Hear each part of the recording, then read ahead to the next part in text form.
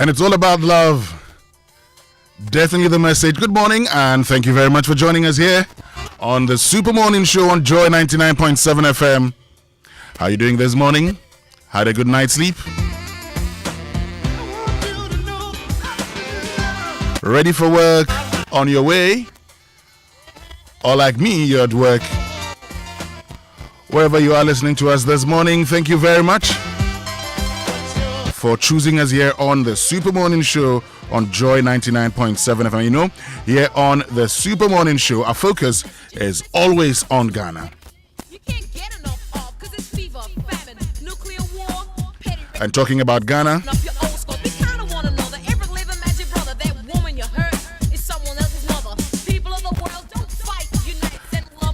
many of you have still been discussing issues of sanitation. So this morning we ask, whose responsibility is it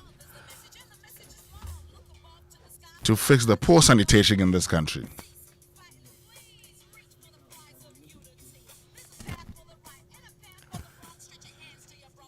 Is it you and me? The district assembly? Or you say the urban roads?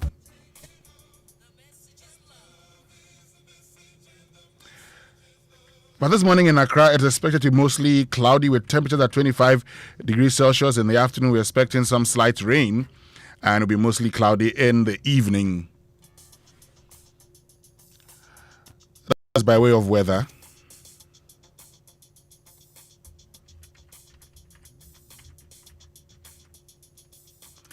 So talking about whose responsibility it is to fix our sanitation situation, poor sanitation conditions, this morning we're going to be joined in studio by a representative from Zoomlion Ghana Limited and also an MCE right here on the Super Morning Show on Joy 99.7 FM. My name is Winston Amoah. I promised yesterday we're going to be getting to the Ashanti region where the Subin River and Ashreng wetlands have come under attack from illegal miners. And we still haven't heard from the military about the assault on Obrimpomba Kwame Owusu, Adom FM's correspondent in the OT region. But hey, if you love football, one of the favorites, France, is out. No Mbappe magic. It just didn't happen. What happens to Messi when England faces Argentina today? All of these coming up here on the Super Morning Show, but now time for the news at 6 with Mami Esinyamiche Thompson.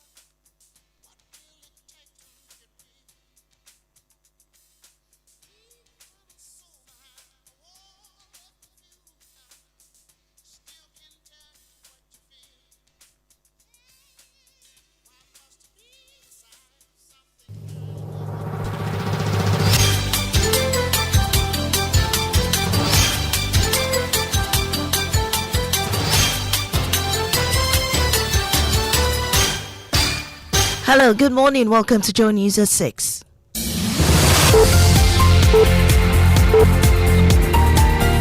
The news is live on Joy 99.7 FM, hits 103.9 FM in Accra, in Kumasi, on Love 99.5 and in all 16 regions of Ghana via our partner stations. Also live on myjoyonline.com, X Spaces and YouTube. This morning, former IMCCOD Executive Secretary Dennis Miracles Abuaji released from Yoko custody after meeting his 50 million cedi bail conditions as investigations into his alleged financial irregularities continue. He's out of the grips of Yoko. I think he's heading home to recline and then permit his tissues to repair. He's going through an ordeal. Also, Ghana ambassador to South Africa announces July 25 as the date set for the last batch of repatriation. So from the 25th, the ministry acting under the instructions of the Honorable Foreign Affairs Minister has indicated, say, each day, you have specific flight In business, fuel prices to go up by a significant margin from Thursday, influenced by the current Middle East conflict. We've got details on the Joy Business Report. and African countries work together to tackle the continent's air pollution crisis at the African Clean Air Forum in Pretoria, South Africa. Details of these coming up with me, Mami Sinyamiche Thompson. Do stay. Now, let's start. Former Executive Secretary of the Inter-Ministerial Coordinating Committee on Decentralization, IMCCOD, Dennis Miracles Abuaji, has been released from Yoko custody after meeting his 50 million cedi bail conditions. Miracles Abuaji was arrested at the Accra International Airport on Saturday after his return from abroad. Yoko says the arrest is linked to alleged 55 million cedi financial and procurement irregularities during his tenure at the IMCCOD. Samuel Atachia is his lawyer. Yes, thankfully, he's out of the grips of Yoko.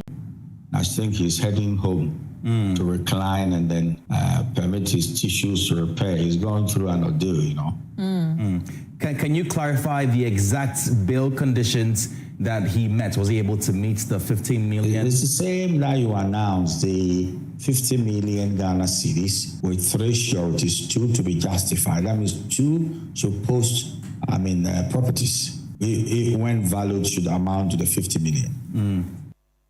Samuel Atacha is a private legal practitioner. Now, the NPP is rejecting claims that its former national chairman, Paul Afoko, was branded a mole within the party during the international or internal disagreements that led to his suspension in 2015.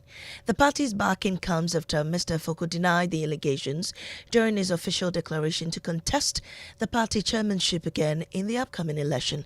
Listen.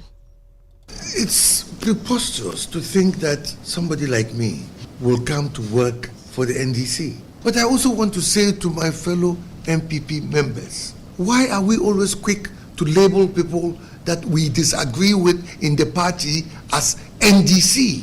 Why are we quick to do that? Have you heard the NDC labeling their members as MPP? Why are we doing that to ourselves? If you disagree with the person, as Buzia said, allow dissent. Listen.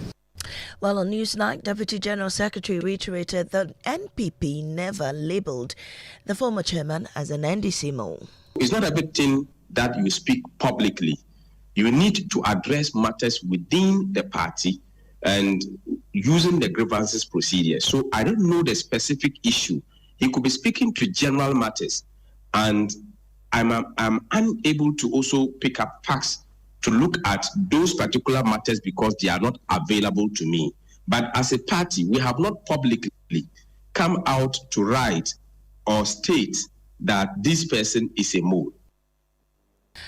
Government will begin the final phase of evacuating Ghanaians from South Africa on July 25 following xenophobic attacks targeting foreign nationals. About 900 Ghanaians are expected to return after 926 others were repatriated in earlier phases. Listen to Ghana's High Commissioner to South Africa, Benjamin Kwashi. The date is that we'll start the repatriation of the 900 that have been left here on the 25th of this month. 25th of July. We'll come to the various places where you are lodged. We'll transport some of you from all the provinces to come down. I want us to be very clear on the modality so that nobody gets it wrong. One, we are not doing new registrations yet. We are going according to those who have been registered and screened. If you know that you've not been registered or you've not been screened, we don't want you to make it look as if we are the bad ones. No, we can't be the bad ones. Don't come and say, no, your name is there when you know that you've not gone through the screening process. And that's Ghana's High Commissioner to South Africa, Benjamin Kwashi. Now, still in South Africa, air pollution may stop at no border, and neither should Africa's response. That was a message from South Africa's Deputy Minister for Forestry, Fisheries and the Environment, Bernice Swartz, as she called on African countries to work together to tackle the continent's air pollution crisis at the opening of the Africa Clean Air Forum in Pretoria. Clean Air Beat journalist Michael Ashali reports. Africa is paying a heavy price for dirty air. But despite the growing crisis, Africa receives less than 1% of global clean air funding. That funding gap is at the heart of discussions at the Africa Clean Air Forum 2026 in Pretoria, South Africa. Co-facilitator of the Africa Clean Air Network and head of global initiatives at the Health Effects Institute, Dr. Pallavi Pant says the forum is an opportunity to turn science into action. The forum is a great place for people from across Africa and beyond Africa to come together, share experiences, learn about what other cities and countries are doing, and identify ways in which they can also continue or initiate work towards clean air. Pallavi says delivering clean air will require sustained investment and stronger partnership. So we really need a lot of investment. We need it now. In fact, we needed some of it yesterday. South Africa's Deputy Minister for Forestry, Fisheries and the Environment, Bernice Swartz says African countries must move beyond talk and work together to tackle pollution. When we are signing something, it must be specific. What is it that we are going to be doing? It must not just be broad and blank, so that it talks to outcomes. For delegates in Pretoria, the challenge is clear. Turn today's conversations into tomorrow's cleaner air. For Joy News, Michael Ashali, Pretoria, South Africa. This story was a collaboration with New Narratives. Funding was provided by the Clean Air Fund, which had no say in the story's content. A joint operation involving the Minerals Commission, the National Anti-Illegal Mining Operations Secretariat NIMAS, and the Office of the Administrator of Stoollands has uncovered numerous sand-winning and stone-quarrying sites operating without licenses. The operation forms part of efforts to enforce Ghana's mining regulations. When officials from the Commission arrived at the site, most of the operators fled, leaving behind equipment and evidence of ongoing sand extraction activities. Here are excerpts. We don't know whether this thing could be correct or not. It's the operators who have to stand their ground here to explain all these calamities. Know whether the place is licensed. How can you know?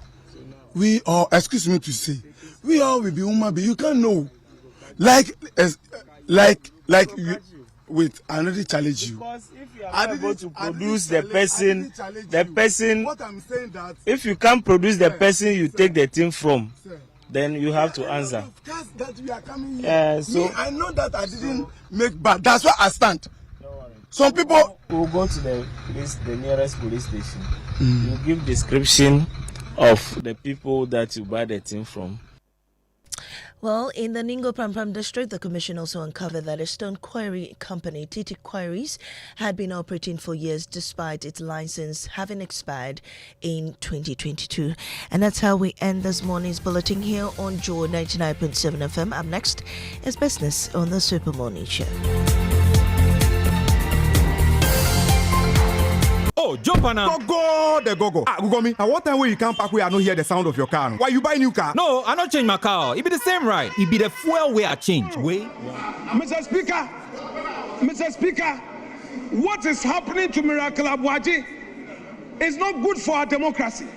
The Attorney General should come to this house and brief us of the situation there. Iyoko will arrest people.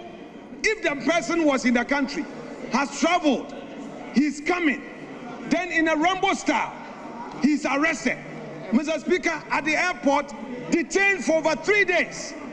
Mr. Speaker, and now they are demanding properties worth 55 million cedis. before he's granted bail. Let's be careful, my dear political colleagues. Let's be careful, Ghanaian political leaders. It can be somebody today. There is an election ahead. You can never tell. Don't let us encourage some of these excesses.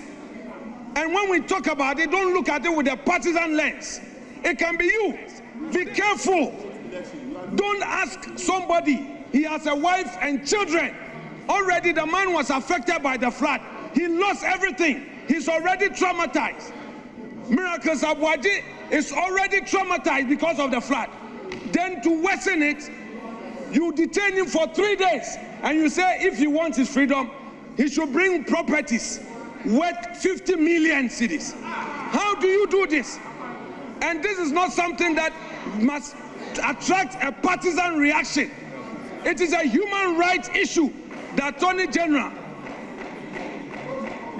General must come to this house and brief us on what is happening. Mr. Speaker, it's not good for the politics of our country.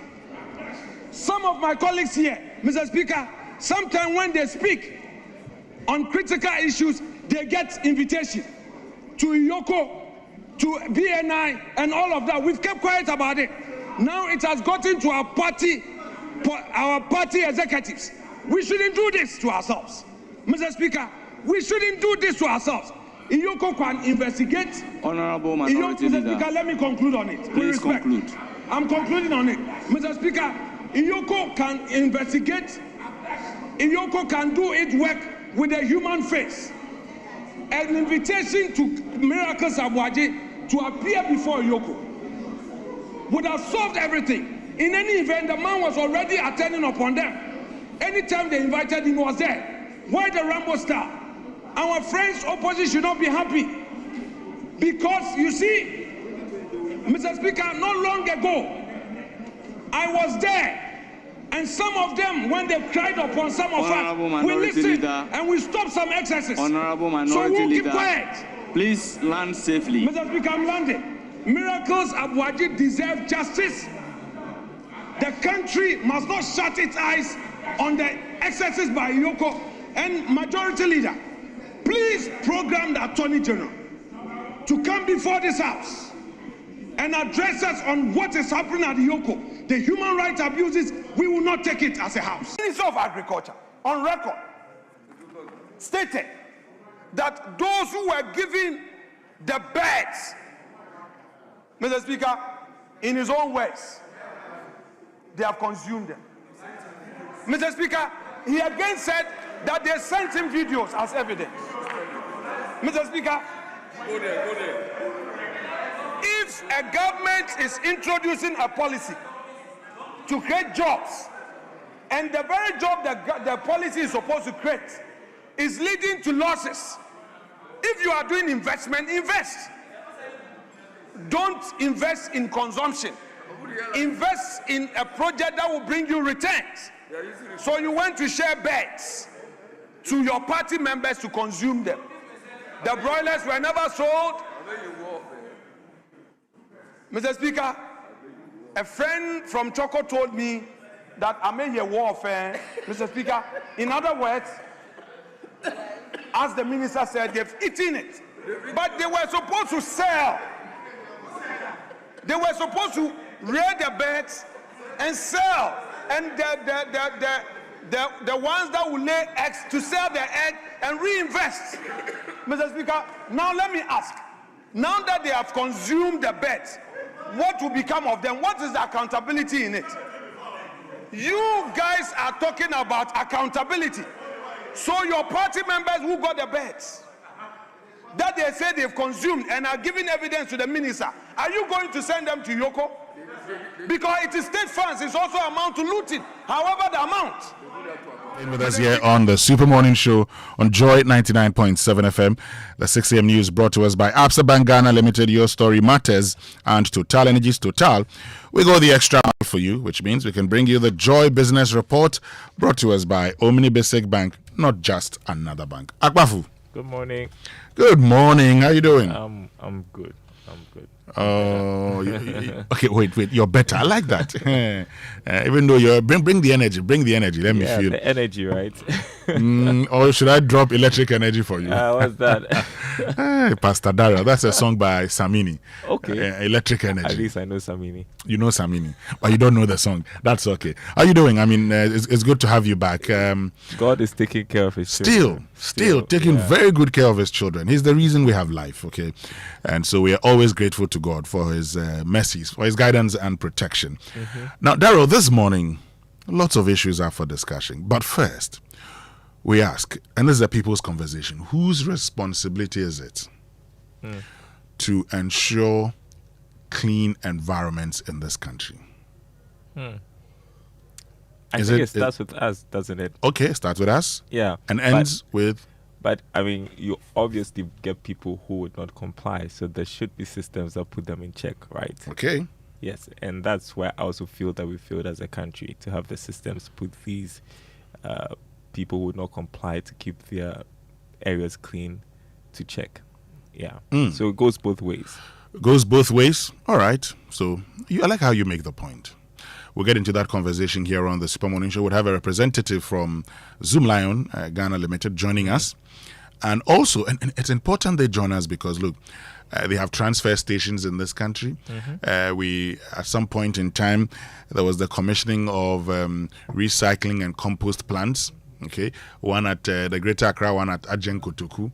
We'll be sharing all of those things with you here on the Super Morning Show. But also this morning, we're interested in what happened on Saturday to Adom FM's Obrimpomba Kwame Osu. That's the Oti regional correspondent who was allegedly beaten by soldiers enforcing a curfew in the Nkwanta South District. It keeps happening. Yes. Well, we've still not heard from the Ghana Armed Forces. We are demanding a thorough investigation into this matter. And the Ghana Armed Forces, this morning, we're going to be sharing with you the petition from the Adom brand here on the Super Morning Show. But you know, that's terrible. Terrible.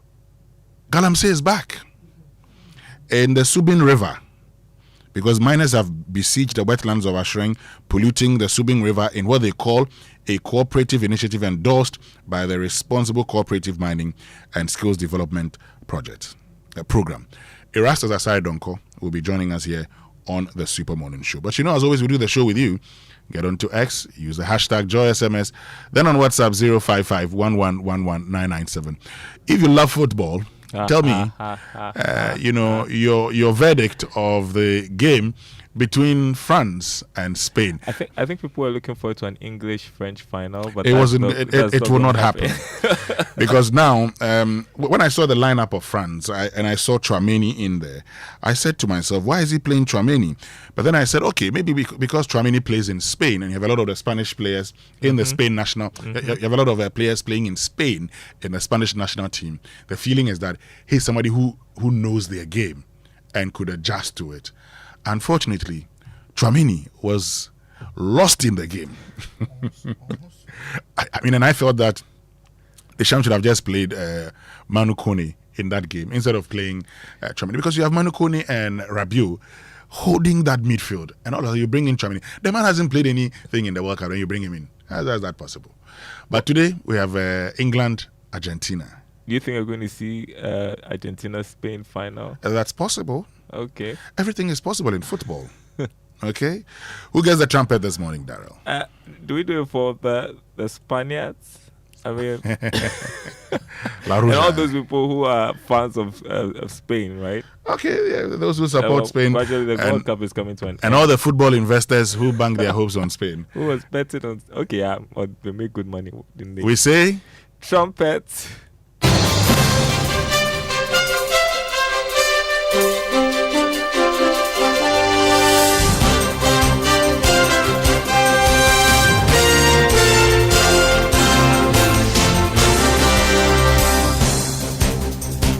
Hi, good morning. Welcome to the Joy Business Report. Coming up this morning, fuel prices set to go up by a significant margin from Thursday, influenced by current conflict in the Middle East. Also coming up, Bank of Ghana migrates funds on ZPay wallets for individuals. to other electronic money issuers as regulator gets ready to announce details on how customers can redeem funds. Also, aviation emerges as the country's best performing infrastructure sector, according to a new report by the Ghana Institution of Engineering. Details coming up.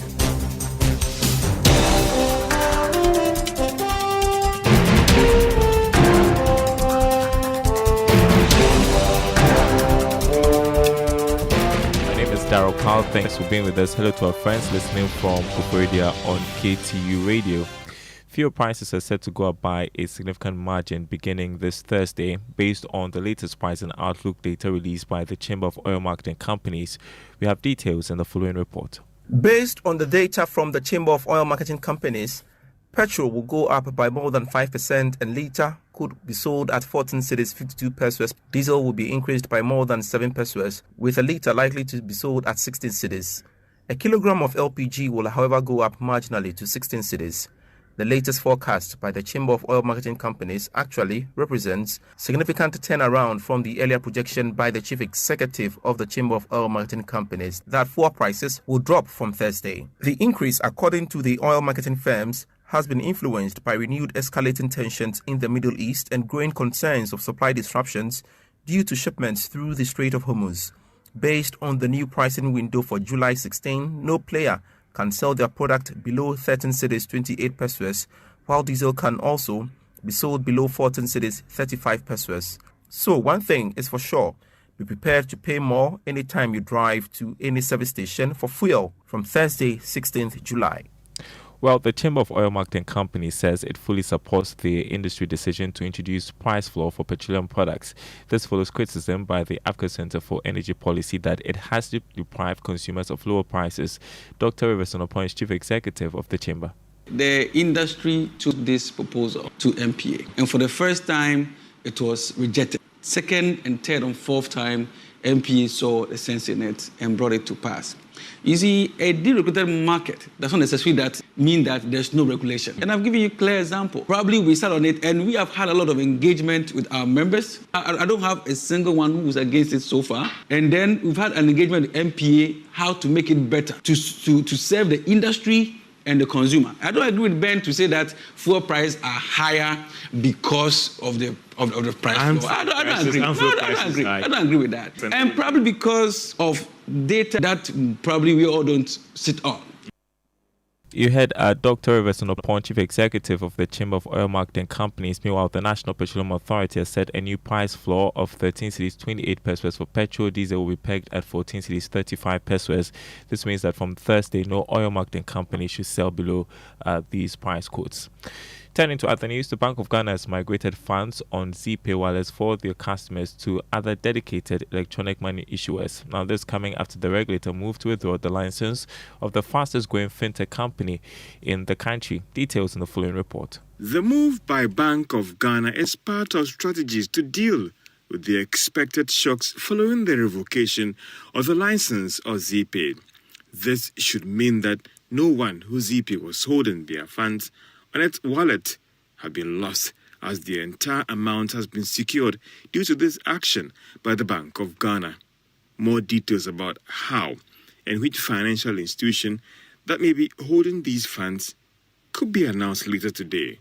Sources close to the Bank of Ghana have told Joy Business that all the necessary measures have been introduced to minimize the expected shocks to the market due to this regulatory action. Management of Bank of Ghana earlier this week approved recommendations to shut down the operations of ZPay by withdrawing its license. According to the Bank of Ghana, it was forced to take this action due to the fact that ZPay had breached several regulatory measures. For some, depending on how the Bank of Ghana handles this fresh regulatory measure, maybe it could go a long way in consolidating confidence in the sector. Others have also argued that looking at the issues that have hit ZPay, maybe the Bank of Ghana should have acted earlier. All right, we'll hear next from banking consultant Dr. Richmond Etienne, who says the action by the Bank of Ghana is in the right direction. He has a business in Antigua, in Caribbean. You know, he's also having the same challenge. And that business, somebody has gone to court where he is supposed to pay the person $11.6 million, which he hasn't paid. So from Bank of Ghana seeing all these nuances and all these surrounding it, they thought it is time for them to revoke the license, because the license was issued under the Payments, Settlements and Service Act, which empowered Bank of Ghana to give you a license and regulate you. So if it comes to their notice that consistent breaches, which have indicated some of them they did, Bank of Ghana has no option but just to close it down. In a related development, the Digital Chamber of Ghana, which ZPay is a member of, has assured the public that this regulatory action is targeting one institution and not the entire industry. The Chamber in a statement noted that they are committed to working closely with the regulator to protect the sector. The Chamber also stated that it would work with the central bank to minimize the expected shocks to the market. You're listening to the Joy Business Report. Now, Ghana's aviation sector has emerged as the country's strongest performing infrastructure sector. That's according to the 2026 Ghana Infrastructure Report Card by the Ghana Institution of Engineering. James Ishan has more. According to the report, Ghana's aviation success has been driven by the expansion of Accra International Airport, the country's continued retention of the United States Federal Aviation Administration Category 1 safety status, and a strong safety record with no major commercial aviation accidents recorded since 2018. Passenger traffic also climbed to more than 3.8 million in 2024. However, the report paints a different picture for the rest of the economy. Roads, railways, health and water infrastructure continue to struggle, leaving Ghana with an overall infrastructure grade of 57%. Now, the Ghana National Chamber of Commerce and Industry says it stands ready to leverage government's 24-hour economy and the accelerated export development program, but warns that limited access to capital could undermine the initiative. Speaking to Joy Business at a CEO's business forum on the 24-hour economy and the accelerated export development program, Chamber President Stefan Miezan Abbas said access to finance remains the biggest bottleneck for manufacturers and SMEs looking to run multiple shifts. Almost always relies on capital as well. Let us not, we cannot ignore that. The banks are not helping because funding to the private sector has become a challenge. You know, not too long ago, we advocated strongly and got the Bank of Ghana to hear us by reducing the policy rate. Now, the next step is accessing the funds, okay? So, yes, if the policy is there and then the funding to support industry is also not there, then we don't make any headway. Wow, next, from a modest beginning to building a growing presence in retail, distribution and imports, Awenyame's journey reflects the resilience and ambition of Ghana's entrepreneurship. Today on the Joy Business Van, we explore how the company behind the Memo shopping malls has navigated a competitive business environment, lessons learned and its vision for the future. Take a listen. For many entrepreneurs, the dream is not just to start a business, but to build one that survives and grows. Awenyame, the company behind Memo shopping malls, is one such story. From its beginnings as a local enterprise operating at Makola Market in Accra, it has expanded into retail and distribution, serving consumers through its supermarket operations and supply chain network across the city. Mercy Adochim is CEO. She credits her late mom for the expansion. She said that anytime I come to your shop, it's busy, choked. People queue and buy, and the place is small in Makola. So you don't have a place to keep most of your stocks. Why is it that you don't take the shop at St. Teresa's school opposite, right? And the price is good as well. I didn't accept actually, but because of respect.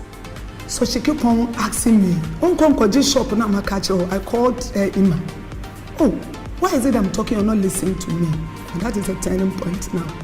A mother's wisdom sparked a major turning point for the business.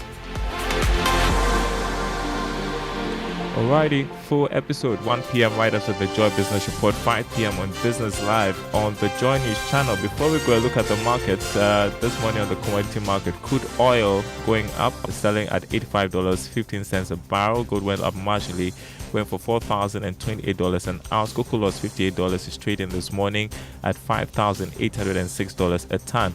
On the currency market, the dollar going for 11 cedis 58 pesos. That's what some major commercial banks are offering their clients. The euro going for 13 cedis 19 pesos. The British pound 15 cedis 47 pesos. The Forex Bureau is quoting the dollar at 12 cedis 20 pesos. More news on our website, myjoyonline.com/business. My name is Darryl Kwao. Thanks for listening.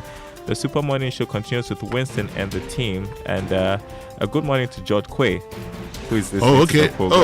Abaji. Oh, yeah. He's sent me a message talking about Guyana's Pound of Flesh, a play inspired by William Shakespeare, The Merchant of Venice, and reimagined for the African stage by him and his team. That's the Image Bureau, April Communication and National Theatre. It was successfully launched yesterday. What's that? Guyana? Guyana's Pound of Flesh. Okay. I'm happy he's done that. And George, I know you're listening, but this one I would join you. I think it's on what, the 1st of August? It's not Winston promising again. No. The 1st of August. I think it's the 1st, the 2nd, 8th, and 9th of August. I would join on the 8th, on the 8th of August. But the great thing is that it will be published and launched as a literature text for secondary. That is what I was getting to. And I'm happy. I am happy he's going to publish it, because we must read and critique the work, and that's the only way you get better. So, George, we've had this conversation before, so I'm happy that you have decided to publish yours. Because whenever you write, you must publish. Okay. Yes. When you do a play, publish it, and then would critique it. Kudos to you and the team, George Quay. Yeah, thank you very much, Darryl. Our inspirational song by MOG Music. I've told you that the one who does gospel is MOG Music. Okay, is this also from Frank? Yes, Frank Ainty, as in Jojo. But if it is the one that is... Because he's an MOG fan, right? He's an MOG fan. Okay, maybe Aaron chose this for him. Let's enjoy this one. Nobody.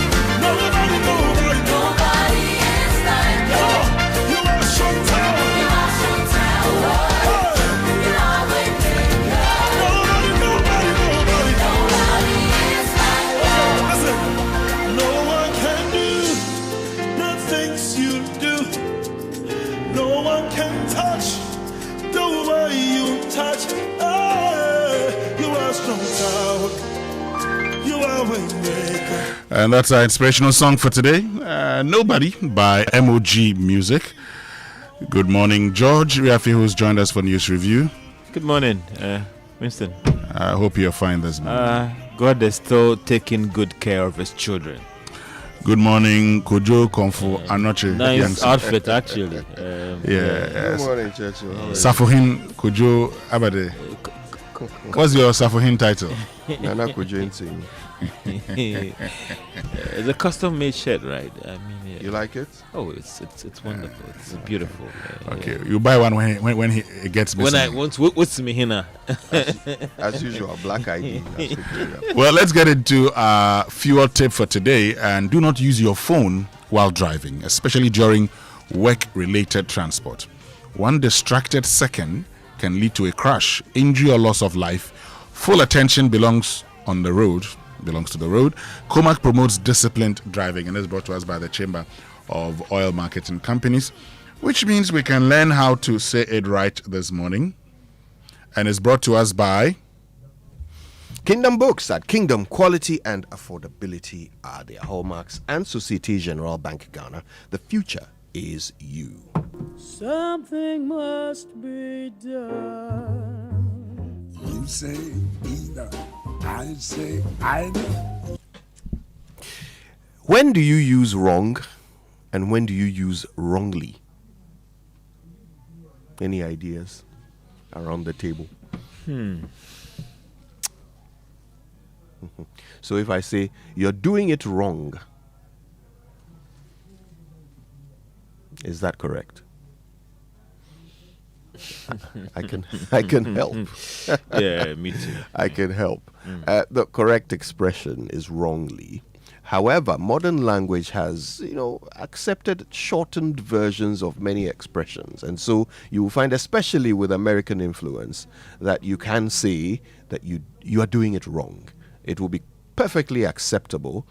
However, the original expression is and will always be wrongly. You are doing it wrongly.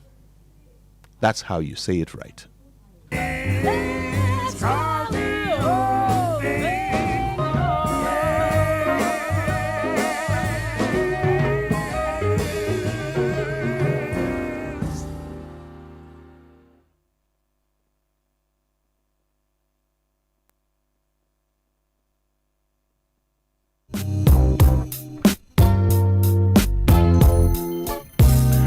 Welcome back, and that is how you say it right. But if you're looking to upgrade or restock your essentials, upgrade your workspace, or restock your essentials, Kingdom Books has something special just for you.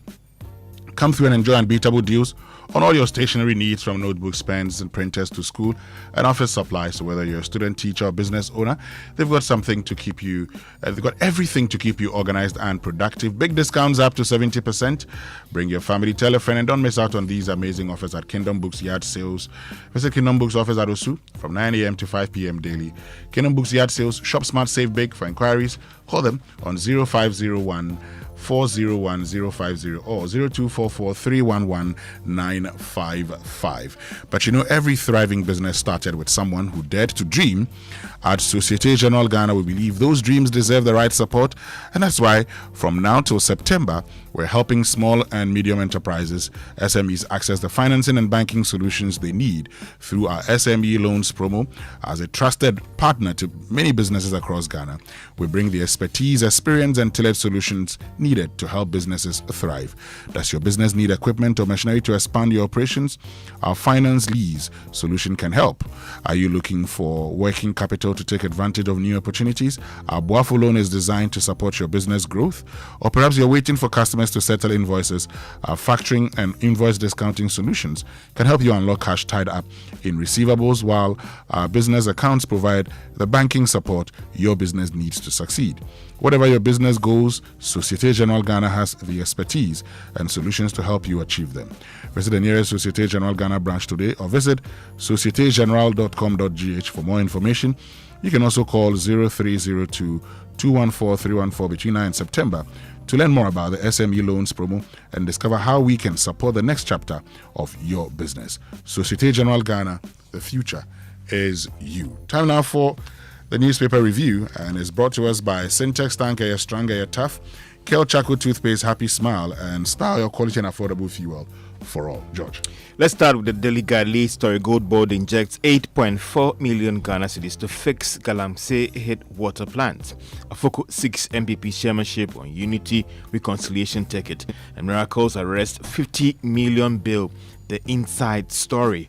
And Yoko Rambo style arrest threatens democracy, so says Afenyo Markin. And Supreme Court halts GN savings and loans license restoration. These are the lead stories on the front page of the Daily Guide. And the daily graphic for this morning, raw rubber exports ban shoots up purchases. Graphic employee assaulted by Nungwa police officers. I'll tell you more about this story. And public land rezoning requires parliamentary approval. Locks up. Supreme Court halts GN savings and loans license restoration. And minority seeks answers over Iyoko arrest. Back page. Argentina, England battle for a place in World Cup final after Spain beat France. Let's get to the news center, George. The news center also has the Gold Board story injecting about 8.4 million Ghana cedis into fixing 3 GWL plants, and IERPP scores President Mahama 4.8/10 in first year. Afoko story is also here. Afoko unveils 3 R's agenda to rebuild MPP Rally's party for 2028 comeback.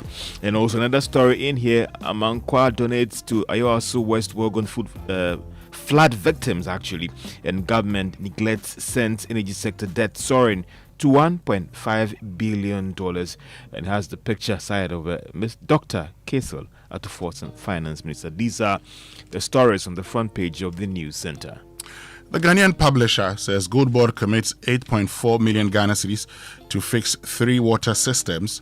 Afoko's mission: Unite NPP, win 2028. So reunite, rebuild, recapture, the 3 R's of Paul Awentemi Afoko.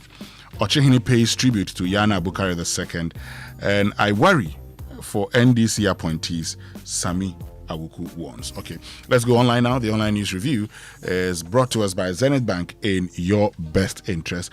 And Zenith Bank says, stay alert. Shine your eye when someone calls claiming to be from Zenith Bank. Fraudsters can sound professional, confident, and convincing. They may ask you to confirm your account details to help resolve a supposed problem or secure your account. Remember, Zenith Bank will never ask for your PIN, password, or OTP over the telephone, email, or via any channel. If a caller asks for this information, do not share it. End the call immediately and contact Zenith Direct on 0542 000 or 0302 680 884. Shine your eye, spot the fraud, stop the fraud. A message from Zenith Bank in partnership with the Ghana Association of Banks. To a City Online lead story, Abutrika defrauded 80 elderly Americans in alleged 80 of them. Yeah, 80 elderly Americans in alleged 8 million romance scam, so says U.S. prosecutors. And also, where is the 24-hour economy after 650 billion spending, so says Kojo upon Nkrumah. And pro-beneficiaries who consumed Nkete bets, that is a Afenyo Markin to Iyoko. And Miracles Abuaji released by Iyoko, and also Paul Afoko. I work to protect the MPP, not to undermine it. Parliament ratified 150-year lease agreement for the Regina House in London, and Ghana to begin final evacuation of 900 nationals from the South Africa on July 25. And these are some of the lead stories on City FM Online. Well, myjoyonline.com this morning: fuel prices set to rise from July 16. Petrol likely to be sold at 14 cedis 52 pesos. Diesel at 16 cedis. I use a diesel vehicle, so I'm concerned when diesel rises. Okay. The World Cup, Sports Minister admits Ghana lacked the cohesion to compete with the best teams, and U.S. prosecutors accuse Abutrika of using AI to run $8 million elderly romance scam. Now, Kofi Adams here says, we couldn't go to the World Cup just trusting in God. Sports Minister defends Otuado's sacking. We couldn't go to the World Cup trusting in God. I think it came too late. Seriously. Yes, but at least it was good we sacked him. Yeah, but it came too late. Yes, I know, but it's better late than never. As for Tuado, who I'm happy we sacked him. My concern is that we didn't learn anything from it. That's my concern. Right? The same problems that the Black Stars have been besieged with all this time will continue because the same people run the GFA. So the same things that we've been accusing them of, and they keep defending themselves that no, that's not what we are doing. The same things will continue. We've learned nothing. We faced teams that had been building for years. Kofi Adams explains Ghana's World Cup reality. Why haven't we been building for years? Well, good question. And Ghana's 2026 artisanal gold output likely to surpass record 2025 level, Gold Board says. All right, let's get into the details. Talk about Gold Board. Then let me read a story. It says the Ghana Gold Board has signed an 8.4 million deal with the Ghana Water Company to rehabilitate 3 major water treatment plants severely affected by illegal mining, popularly known as Galamsey. The agreement will target the Bonsa, the Boase, and the Setre-Himan water supplies in the western and the central region. The goal is to restore treatment capacity, improve potable water delivery, and strengthen environmental sustainability in mining-affected communities. 8.4 million Ghana cedis to correct treatment plants hit by Galamsey. Let us pray that state-owned enterprises across the country will receive some of the spirit of Gold Board. Why? Amen. Yeah. That the ability to make enough money to make an impact in our society. And not just constantly be posting losses, that we always have to shore them up. Oh. And Kojo, for me, it's a good initiative, all right, but some will also say that this money could have even been channeled to other places if we had dealt effectively with Galamsey. Absolutely. Now, money that could have gone to other sectors of the economy to help the economy is being advanced to help treatment plants that have been severely affected by activities of Galamsey, and it's still ongoing. It hasn't stopped. Well, thank God we can even afford it, thanks to the profitability of Gold Board. But the truth is, as you say, this is a man-made problem. We have done this to ourselves. Well, so let's get to the daily graphic. And page 2, graphic employee assaulted by Nungwa police officer. So a staff of the Graphic Communications Group Limited, Aliu Mahama, has been assaulted by some police officers from the Nungwa police station after he was mistaken for an armed robber at Greater Estate in Accra. Mr. Mahama, who works with the transport unit of Graphic Communications Group Limited, said the incident occurred around 10 p.m. last Monday night when he had gone out to buy kinky for his children. After buying the kinky and trying to contact my children to come and collect the food, I saw a vehicle coming. When it got closer, one man suddenly jumped out of it and ordered me to lie on the ground. Before I realized what was happening, one person used a stick to hit my head and I fell, he narrated. They told me I was an armed robber and asked me to raise my hands. They said if I did not cooperate, they would shoot me. One of them even cocked the gun, Mr. Mahama added. He said he attempted to convince the officers to follow him to his house, which was only a few houses away so his family and neighbors could identify him, but the police officers refused. And Mr. Mahama said the men were dressed in black clothing and arrived in a white Toyota pickup vehicle without police markings. After they attacked me, they handcuffed me and took me away. During the journey, I kept telling them I was not a robber, but nobody listened to me, he said. Mr. Mahama said that while still in handcuffs, they took him to Zongo Junction and left him in the vehicle for about 3 hours while they stood stopping taxis. And he further alleges that he was assaulted whenever he tried to explain himself. The quote, anytime I opened my mouth to explain, they did not want to listen. They slapped me and hit me. They did not give me the chance to speak, he added, saying, when they got me out of the vehicle after we arrived at the Nungwa police station, they ordered me to lie down. They kicked my leg and started beating me with what felt like a metal object all over my body.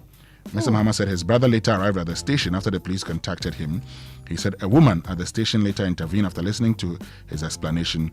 He said when he went to report the matter at the Nungwa police station, he was able to identify some of the officers involved.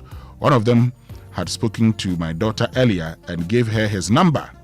When I got the number from my daughter, I realized he was the driver of the vehicle, Mr. Mahama said, adding, he was the one who hit my head with a stick. When I saw him at the station, I told them he was part of those who beat me, and said after his report, the station commander later invited the officers involved to explain what happened, and they brought the driver and another officer.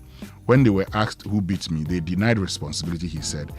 He said he was later taken to another office where his complaint was heard. And this is the medical report. So the resident medical officer of the Graphic Communications Group, Dr. Jackie Barnes, who is treating Mr. Mahama, said the patient reported with complaints of headache, pain in both eyes, and general bodily pains following an assault. On examination, Dr. Barnes said there was swelling around his eye and also bleeding in both eyes, with the left eye more affected than the right. Sad. Very, very, very unfortunate. And the thing is that all of us are victims, or can be potential victims of these things, where the police sometimes see us on the road and want to do all sort of things. I believe that there's an internal, is it a professional body, and the IGP, I believe that he'll personally take this thing up and deal with some of these officers who go about doing some of these things. Very, very, very unfortunate. Uncalled for. Look at the abject callousness. Like they don't care. While they are doing that to the man, one of them is chatting up his daughter. And internally exchanging phone numbers. I mean, what kind of human beings are these? And now, watch this. After all this has happened, all these people have been identified and everything. These same police officers will come and tell us that they are now investigating, and they don't know who is involved. We will never get this. You see, that's the sort of thing that makes me lose hope. It is stories like this that make me want to lose hope in everything. Because if these are the ones to protect us, then I'd rather not be. I think I'm safer with the armed robbers. There are areas that. What is this? That is a no-go area, and there are criminals there doing sort of things. So you are driving, you see someone, that's your suspect. You come out of your car and just start beating him. That's what they teach in the police academy now. That's what they teach. And that's not the first time, Kojo, these things have been reported. And I think that IGP, you go ahead. IGP must sit up and deal with these things. We know that they always want to protect their own, but at least our own reporter here, what happened to him? They said they can't find the CCTV camera, and we know what he's going through. When they assaulted him in front of the headquarters. That's Latif. But you see, and this will take me to what happened over the weekend at Nkwanta South, where Obrimpomba Kwame Owusu was also assaulted by personnel of, officers of the Ghana Armed Forces. Okay, and you cannot just meet somebody and conclude it's an armed robber and start beating the person. Right? The guy is not armed. He's not. You say, okay, lie down. He cooperates, and yet you beat the person.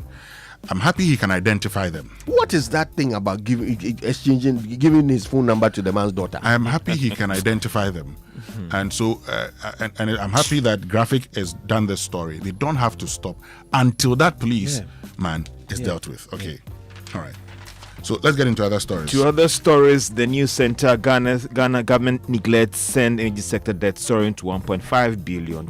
Now, Ghana's energy sector's recovering efforts have suffered a major setback after the World Bank downgraded Ghana's flagship energy sector recovery program to unsatisfactory, blaming persistent funding delays, weak government coordination, and administrative bottlenecks, particularly the Ministry of Finance's failure to release funds to critical reforms.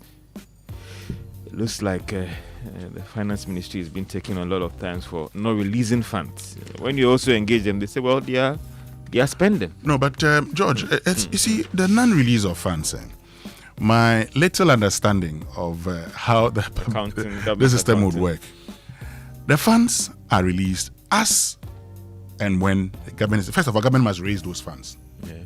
Okay, you must raise the funds. So we've decided we're not going to be borrowing anyhow. So you must raise the fund. If you don't raise the fund, you cannot spend what you don't have. It's simple. But what's the revenue situation? Well, I don't know.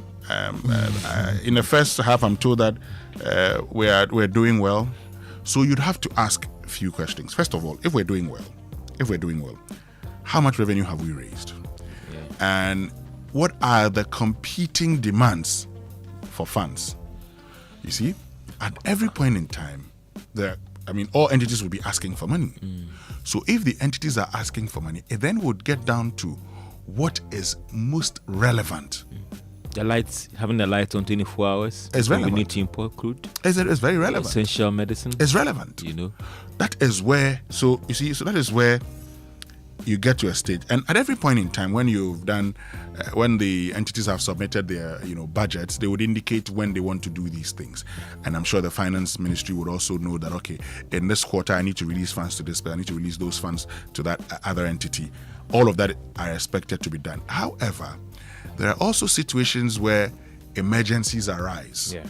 And so when it happens, they will do what we call the encumbrance accounting. We'll go and debit somewhere, credit another place. The only challenge is that, you see, this is how it works.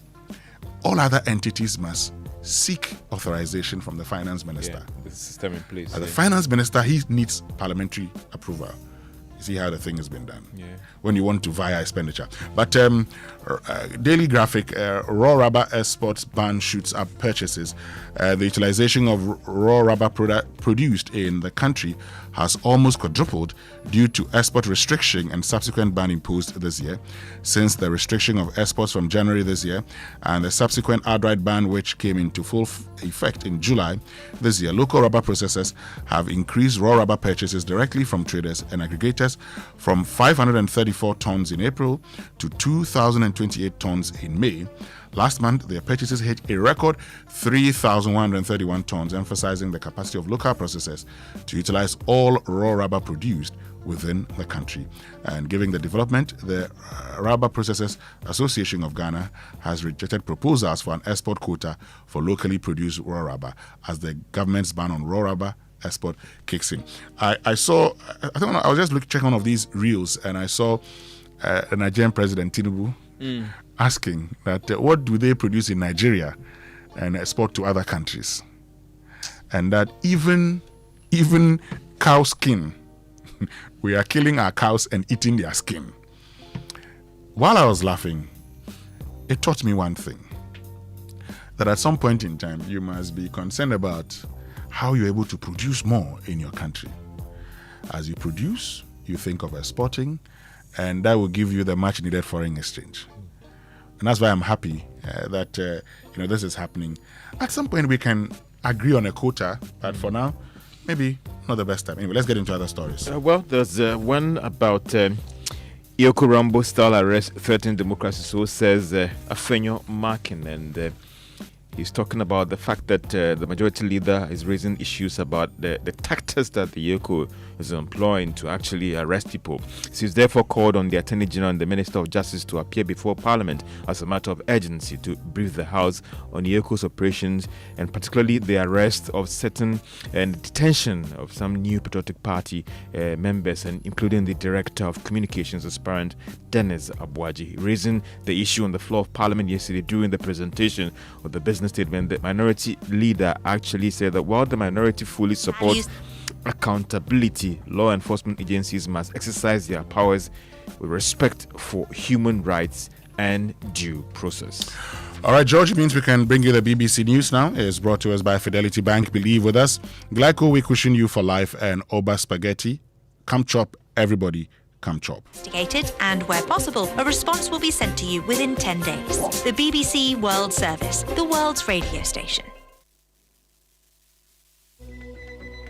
Business Daily is in 30 minutes.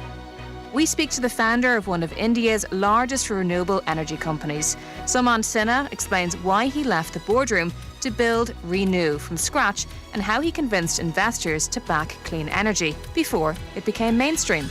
This is the BBC World Service, the world's radio station.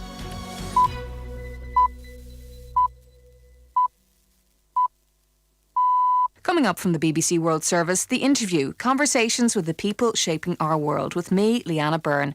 For this episode, I speak to Kodak Chief Executive Jim Continenza. Once the world's dominant photography company, Kodak was written off as a casualty of the move to the digital age after one of the most dramatic corporate collapses of its era.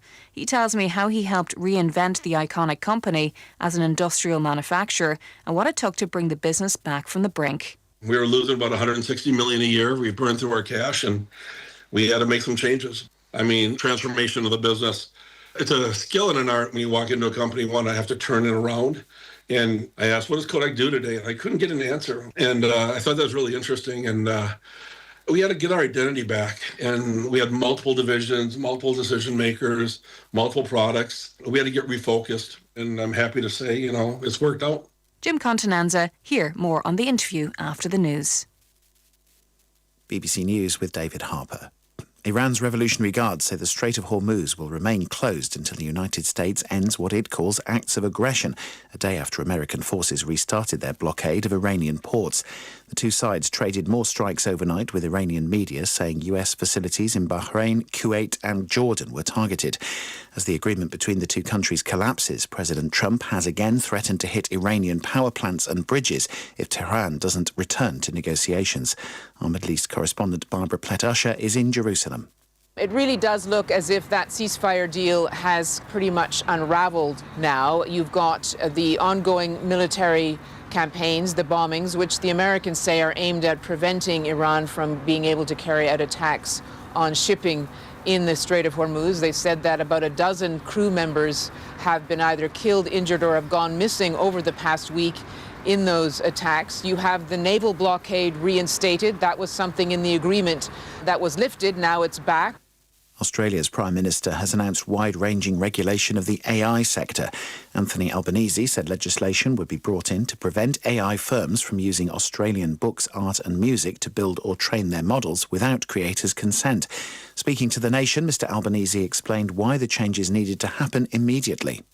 Effective today, I am establishing the Office of AI in my own department of the Prime Minister and Cabinet. We have the advantage of geography. The expansion of AI requires a physical material footprint. It needs our land and energy and computing power to operate. That means we can set the terms. We can determine AI's social licence, but we have to do it now. New York has become the first US state to impose a ban on the construction of large data centres. The executive order by the Democratic Governor Kathy Hochul targets facilities using 50 megawatts or more of power.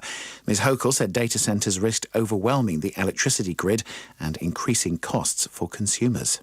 These data centres require millions of gallons of water, straining the local supplies. And when powered by fossil fuels, they drive up our carbon footprint. The bottom line is progress shouldn't arrive with a higher utility bill, depleted water supply, or noise pollution. So we have no choice but to address these challenges created by these massive facilities. Officials in the Ukrainian port city of Odessa say a Russian attack has hit a residential building, killing 3 people and wounding 3 others. Moscow says it's been stepping up its assaults on Black Sea ports handling cargo for the Ukrainian military. Meanwhile, Kiev says its drones struck 20 Russian vessels overnight, including 17 oil tankers. World News from the BBC. Prosecutors in Bolivia have launched an investigation into the alleged recruitment of Bolivian nationals to fight for Russia in Ukraine. It follows reports they were lured abroad with false job offers. The inquiry comes after footage online appeared to show Bolivians in Russian military uniforms. The authorities in Peru and Colombia are also investigating similar allegations involving the recruitment of their nationals. US health officials have reported almost 7,000 confirmed or suspected cases of a gastrointestinal illness caused by a foodborne parasite. The Centers for Disease Control and Prevention say the infection has spread to more than half of all states, with Michigan worst affected.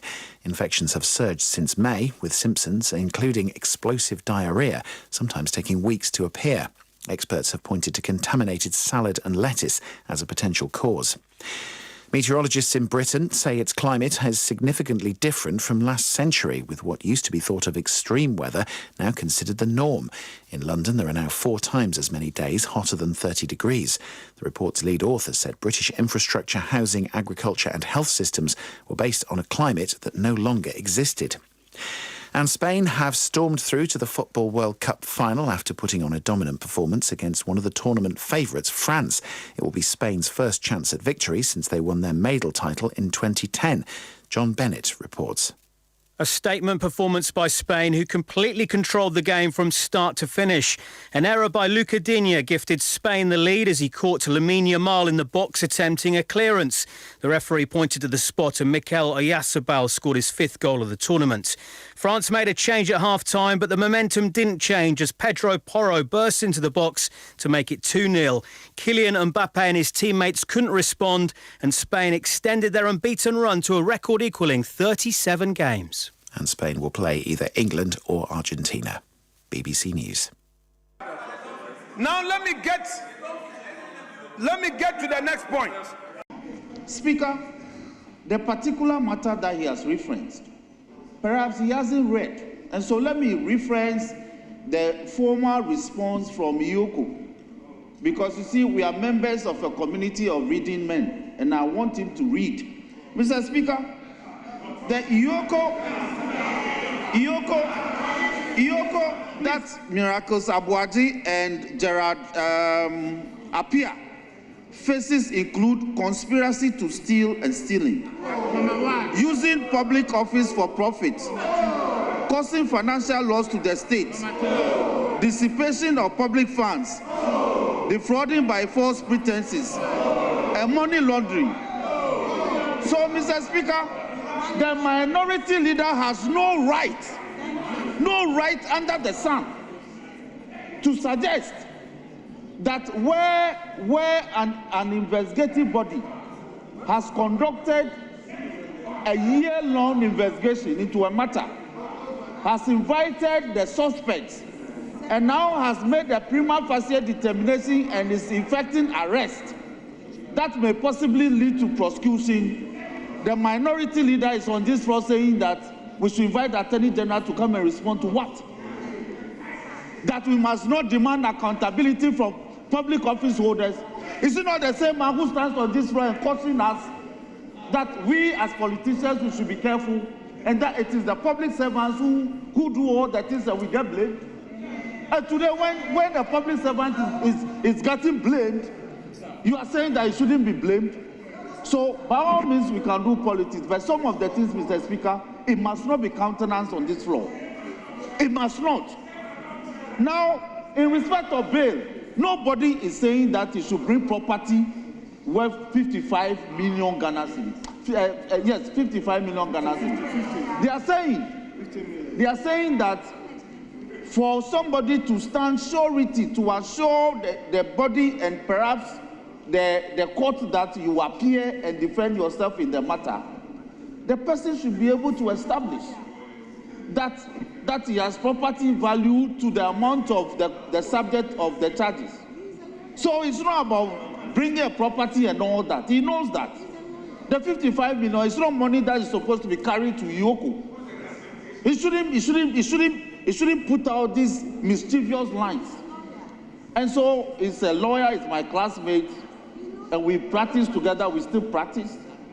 It should rather advise that the property be done. And if you think that the terms as offered for the bill are onerous, Mr. Speaker, like you have taught us, he knows that you can always go back and beat it down. So he shouldn't stand here and rather aggravate the situation of the suspect.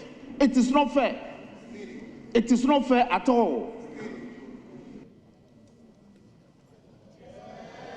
Let's talk about the coaching situation. You've actually mentioned that our preparation leading up to World Cup was not the best. And appointment of the coach at the time we did it was a problem. With hindsight now, should we have just kept on Otuado? No. Because of the proximity to the tournament? No, but if you look at the losses that we were suffering in all your friendlies post the qualifications, you just couldn't trust only in God that Nyamibeye. Then it means that we're going to the World Cup with just Nyamibeye. So no regrets with I don't think so. I don't think so at all. If you watch the strategy of the new coach Carlos, and you looked at our friendlies that we came against the Wales, and our performance against Panama, and our performance against England, and even against the Croatia, you could see clearly that given much more time, a lot more could have been. It was simply defensive. It packed the bus. Well, it's also part of. We couldn't string passes together. We created very little I'm chances. saying that is what I'm saying. We went through the whole tournament and you give it. Our main striker did not even have a shot on target. Did not have a shot at all. But he wasn't striking for you.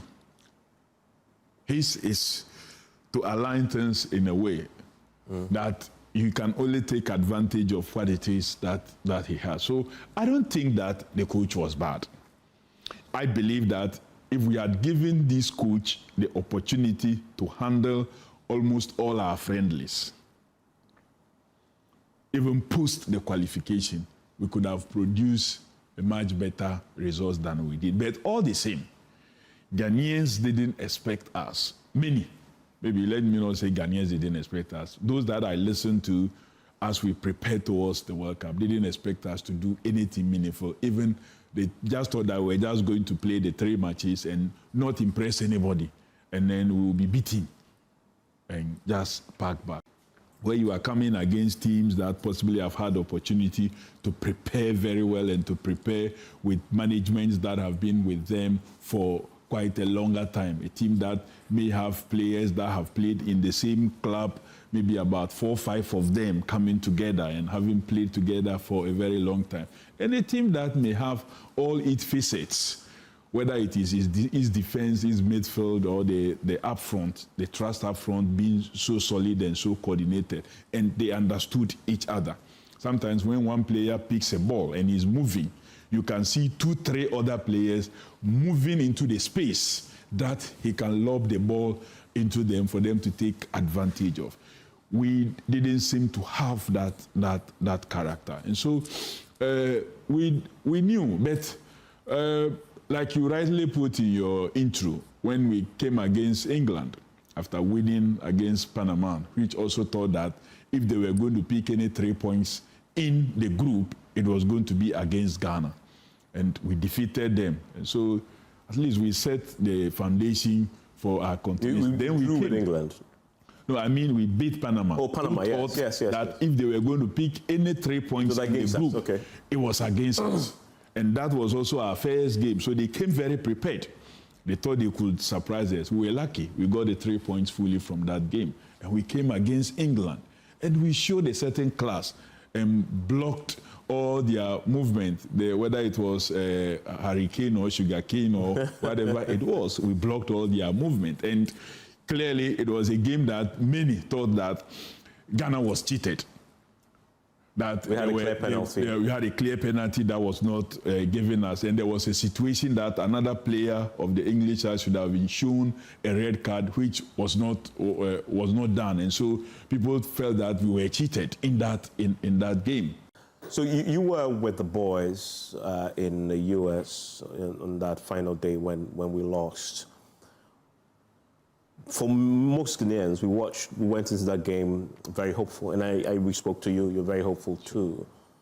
But was that a reality check, and that really what we saw was a true state of the Black Stars and the representation of Ghana and Ghanaian football, if you like? Well, Evans, let's admit that talent we have, but the preparation towards this tournament wasn't the best of situation. Of course, we had challenges with the technical side, and many of us spoke about it. Many were those who were calling for a possible early decision in terms of who really manages our national team. Admittedly, we took a decision, but the decision was taken a bit late. That did not offer the coach the opportunity to be able to transmit something that we call a structure to the team.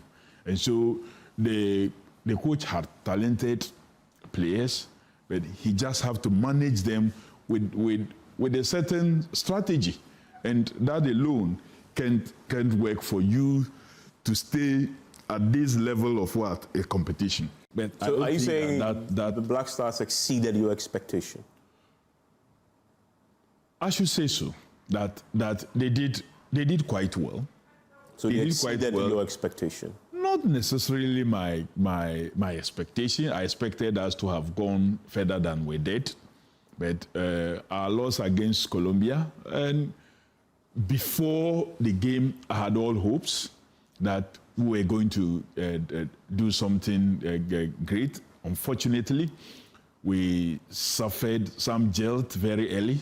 Our key the defender suffered an injury, Senaya, and who was a discovery of the tournament, and so it created a leak in that side. And you observe that was the side through which the goal came. And at the time it came, he was down and out.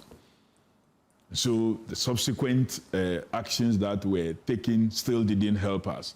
People thought, oh, maybe the coach should have improved the trust up front and not continue to protect the back, because for them, they feel that at the knockout stage, whether you lose by a goal or two or more, it's still a loss and that you were going home. So why not just try your luck by taking some steps to improve your trust up front? Well, they may be right. They may not also be right, because you don't just do that and also create a leaky back. That could result in you even suffering more. But post-games, you have all the opportunity to do the analysis that you want to do. I truly wanted us to win that game and would have gone even much further. Unfortunately, that didn't happen. At the Pong landfill site, which is supposed to be receiving refuse from the Tema metropolitan area, the Ashaiman municipality, I should say, and a number of municipalities in the Greater Accra region. This is the main entrance that the vehicles are supposed to use to go dump the refuse. You can see the state in which it is, and the tricycles themselves are supposed to use this very place to access the final dumping site just right behind me. And some of the Aboboya riders or the tricycle riders that we have been speaking to are telling us that the entrance alone is a big challenge for them to be able to finally take their refuse to the final dump site. Reason why they have resorted to dumping along the main street, along the Tema motorway roundabout, and on the N1 towards this place. Especially when it rains, it's difficult for them to even access it. In fact, a while ago, we witnessed a truck, a big truck, I should say, trying to use this particular stretch to exit the dump site. It was a lot of work for a heavy truck. Let's talk of a tricycle. I've caught up with Ika. He has been operating the tricycle for some time, he tells us, and he has just gone past the main entrance of the landfill site. And so I asked him why. Weather update from the Ghana Meteorological Agency, because they share this on their X page. So I checked that. It says 18-hour forecast for Ghana, valid from 6 a.m. 15th July 2026. A weak to moderate rainstorm sighted along the north of Togo, and Ghana is anticipated to propagate westward to induce cloudiness and trigger thunderstorms with rain over parts of the northern Ghana from this morning into the afternoon. Early morning mist or fog patches are likely to develop over coast, forest and mountainous areas, which will reduce visibility. As the day progresses, sunny intervals will dominate the country, with thunderstorms or rain expected over parts of the coast and the inland areas from late afternoon into the evening. But this morning, and I check, Accra, mostly cloudy with temperatures at 25 degrees Celsius. However, it's raining here. It's raining, yes. So yes, I'm concerned. So we decided to speak to Fred Kojo, who is a meteorologist, to help with the Ghana Meteorological Agency, to help us understand the weather situation this morning, in fact, the whole of today. Fred, good morning, and thank you very much for joining us. Hello, good morning. Thank you for having me. So, Fred, help us understand, what to expect today by way of weather in the country. Well, a very good morning to all listeners. So, as you rightly said, we have currently a rainstorm that is currently engulfing the border of Ghana. Ghana, and then to go at the northern portions. We're anticipating that this rainstorm will produce thunderstorms of varying intensity over some areas within the northern sector. So areas in the northern regions, especially Yendi, Tamale, Bimbila, Tolon, are going to be affected, as well as some areas within the northeast region, Naleribu and its environs are also going to be affected this morning into the afternoon hours. However, for southern Ghana, we've seen that there's been development of some very, very low clouds that have triggered some intermittent slight rain for some areas along the coast, right from Water region, Accra region through central and then western region. Some areas within Ashanti, Eastern, and then also western North region are also currently experiencing some intermittent slight rains. We're anticipating that this will continue through to about 10 a.m. this morning, and then some areas will last even to 11 a.m. And so afternoon, we are waiting the sun to come up over most areas within southern Ghana, where it will be quite stable in terms of rainfall activity. And then also later in the evening, for southern Ghana, it's going to be cloudy again, with some chances of some intermittent rains again for some areas along the coast, and then there forest belt. Whereas the northern sector will continue to experience sundry activities with rainfall for late afternoon into the evening. So we are still expecting rains for most areas, especially for the northern sector, and then some areas within southern Ghana will mostly be slight rain. So as we are leaving our various workplaces, we can take that along, or we can carry along our umbrellas or raincoats, especially for those of us that will be working mostly outdoors, so that the intermittent slight rains will not distract our activities for today. When you say, moderate to slight rains, it's important you explain to us. But also, I look at your forecast for 18 hours, starting from 6 a.m. In the morning, we're told it's going to be mostly cloudy. Yeah. Now you're telling us we're likely to have intermittent rains, moderate to slight rains. What's happening? Yeah, so for every forecast that we give, we depend on some conditions before we give our forecast.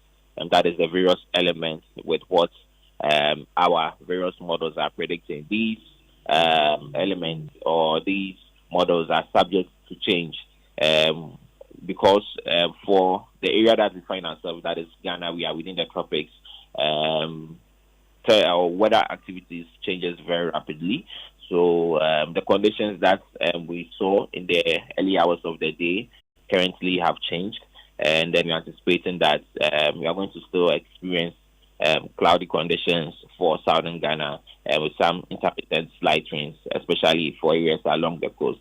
So there's been some change in the base conditions that was used to analyze the morning forecast. That is why weather update was issued currently to say that for southern Ghana, some areas are going to have some intermittent slight rains. But then if you look at the impact that was given, we are seeing a low risk, which means that we can still go about our daily activities without any disruptions to our activities. Now, you talk about the fact that it will be, necessary to carry our umbrellas when we're stepping out. But also, it will be important, if you know, to share with us areas that are likely to experience these slight to moderate rains. Well, so this intermittent slight rains that we are expecting are likely to affect most places along the coast, especially. So right from Teta, Deno, Georgia, through to Ada, Nigo, Pram, some areas within Sema, Teshinungwa, Matimota, Legon, Madina, all the way stretching to Kukrobite, Dansuman, Mamprobi, through to some areas within Kaswa, Central region also, we are anticipating that Almina, Cape Coast, through Saltmont are also going to be affected. Then towards the western part also, Axum, Takrade, Takwa, Pristia, Benso are going to be affected by this development of low clouds over the coastline and then the Iran areas. Okay. Can you go over the Accra areas again? So for the Accra areas, Ada, Ningo, Pampun, Legon, Madina, Denta, through to Kanswa, some areas with the Dansuman, stretching to Abokobi, and then also Pokwase, and then also some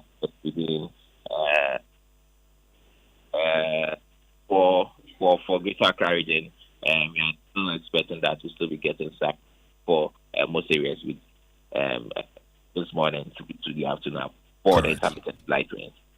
Okay, thank you very much, Frederick Kojo, who is a meteorologist with the Ghana Meteorological Agency, joining us here on the Super Morning Show. So, Kojo, there you have it. Some intermittent, slight rains expected around the Ansumana areas, Abokobi and all those areas. So, if you're stepping out, just to be on the safer side, like we say in Ghana, please go with your umbrella. This sort of information is so useful because we've become a little bit on edge when it comes to the weather. When it starts raining and we wonder whether there's another deluge on its way or whether it's just going to be, a drizzle. It's scary. So it's good that the Meteo are on it and are able to inform us accordingly. So now we know. Yeah. Umbrellas and raincoats at the ready. It's going to be a slightly wet day. And talking about rains, let's talk about sanitation, Kojo, because Carlos Kaloni has been to the landfill site and has come through with this report where, some of the residents around the area and even those who, dump those with the aboboyas or tricycles who dump they've been talking about the experience and they've been complaining on why there will be the need to actually deal with waste disposal in this country. Let's listen to him. No, go Fico top. The route no good. So now, right now, where are you going to? If they go this thing, they bola new old one no, they go drop them. That's the route no, you good small. Ama good prop, you good small. So is there anybody there receiving the bola and are you paying when you go there? You get some, you go pay. You go pay no for you go drop them. How much? 1.7. You get the person you go at the 30 CD. That time you go pay the 30 CD. That time you go pay the 20 CD. Your friends or your colleagues who cannot pay the 200 to dump it, where do they dump? I know that my place only they work go that size. See him the today mem he take the bola go fee the bola go sleep my motoke inside. He go spoil the tie the engine. Ali go feed the drop that size Here you good plus the other one. So how much do you get if you load the whole thing? How much is this? That time you go get the 5 million. That time get that size. My profit will be 200 CDs. You go chop small. That time you go put them the small the 50 Ghana and 30 CD go. That's the district assembly or the municipal assembly. Do they pay you any money apart from what you collect from? No, you don't pay. I'm living here 10 years now. The dumping site, as at now, the rainy season from let me say March to this month now. Because of the rain, this place is not safe for us, and it's affecting we around here also because of the scent. Especially if they bring fish, the fish that have been spoiled, and let me say fish and rice and those things, they dump it here. They dig hole and dump it. If we go to the hospital normal times, they will say the scent. Maybe the area we are at, maybe some scent or dust is disturbing them. So I think it's the boiler. Because if they dig the hole or they are using machine to arrange things, the scent will come out. It's like vapor. Okay, so that's Carlos Kaloni's report, and Carlos Kaloni has joined us on the phone now. Carlos Kaloni, you were at the landfill site. Give us a picture of the landfill site and how residents are reacting to the impact of the landfill site to their health. Well, Winston, based on what I saw, I can tell you that the landfill site is full to the brim, and concerns have been raised about the landfill site capacity to actually accommodate more refuse. That's what you can see when you are even getting closer to the facility from the foam barrier. You begin to see the height of the facility. But before I even talk about the sanitation situation around the place, it's important to give you a certain context about this particular landfill site. This landfill site, which is being used now, is not the engineered landfill site. It used to be the open dumping place before, around 1996, 97, thereabouts. That was where the Tema Municipal Assembly and the assemblies around used to dump. It used to be a big pit where they used to dump, so it wasn't engineered. So it got full somewhere around 2000 thereabouts. Then the engineered one, the full engineered landfill site, was commissioned, which is about just 3 or so kilometers from this one when you go into the Tema Township, the Pone Township itself. Now, the engineered one had a lot of drains, and you could go through a gate, then you go down to the waste. A few years after it was engineered, it got full and got decommissioned. So when that one was in use, the first one I spoke about that existed around 96 was decommissioned. Wasn't good for you because it got full and they had to build a new one, which became the Pone engineered landfill site. But that also got full. So at the point it got full, it means that we did not have any place to dump waste. So as I speak, the engineered landfill site of Pone has been decommissioned. If you drive past that place, you see that it's been covered with some carpet. So it's not been in use. Now that that one is not in use, the refuse has been diverted back to the old one, which was also decommissioned. So already it was decommissioned, but because there was no place, refuse is now being dumped there. So it was already high, and you can imagine 8 years of dumping, it has also gone high. Okay. But take note that that one was not engineered. Okay. So if I, Carlos, before you continue, if I get you correctly, the landfill site currently is in use, is not engineered, has been decommissioned, and yet people are still dumping refuse there? Exactly. Like I said, it was decommissioned because it got full, which gave way for the engineered one to be built. Okay? So then we resorted, or waste collectors resorted to using the engineered one. Then the engineered one got full.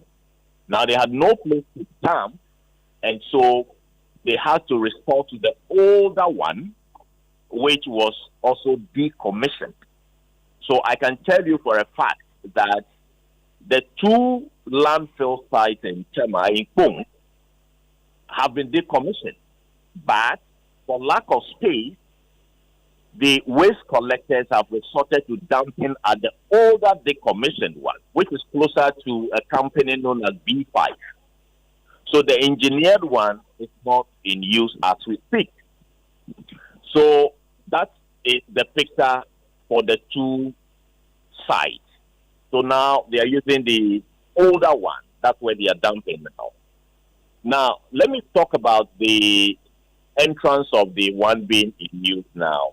The main road that will take you to the landfill site is so deplorable to the extent that the dumping trucks, which usually would take the waste to the place, even struggle to go through. And if it rains, it's difficult for them to even go through. That is the reason why the bicycles, are unable to even go through to go down, because it's so,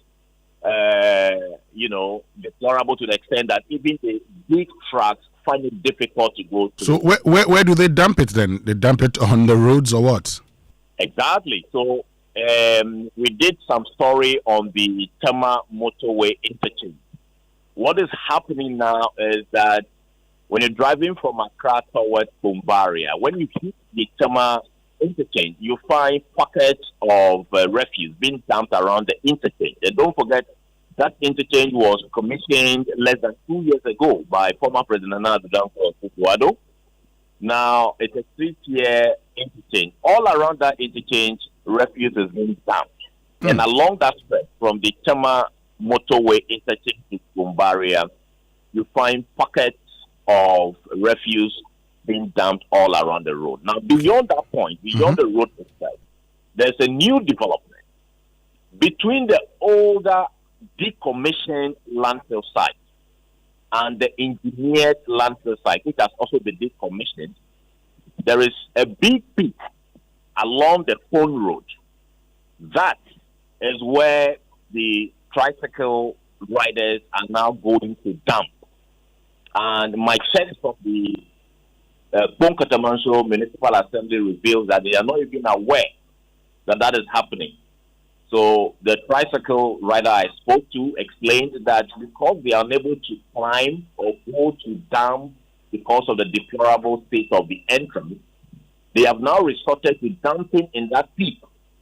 Now, when they get there, they are compelled to pay 170 cedis to someone who is not a government official. He controls the place.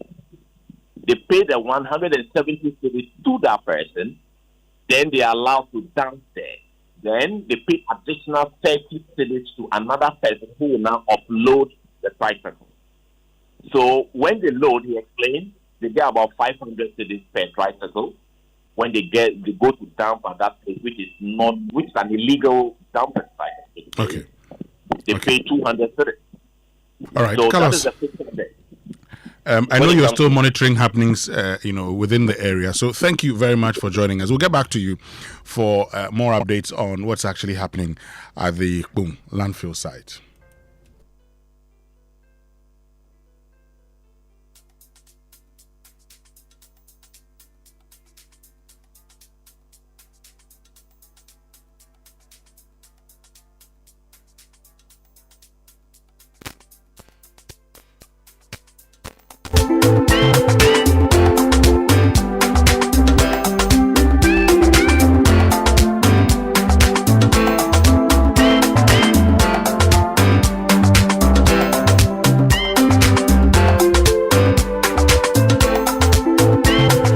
That's the situation at the landfill site. And for those of you who who live around that area or who use the road and may have seen, refuse on the road, please join the conversation. Okay, join us on X. Use the hashtag JoySMS, and then on WhatsApp 05511119997. So somebody is actually operating an illegality, and he charges 170 cedis first of all, and then the person who assists you also charges 30. That's what President Mahama talked about. The 30 cedis is what President Mahama talked about, which means that the assembly would definitely know. Wow. Because if the president knows, well, of course, the assembly should know.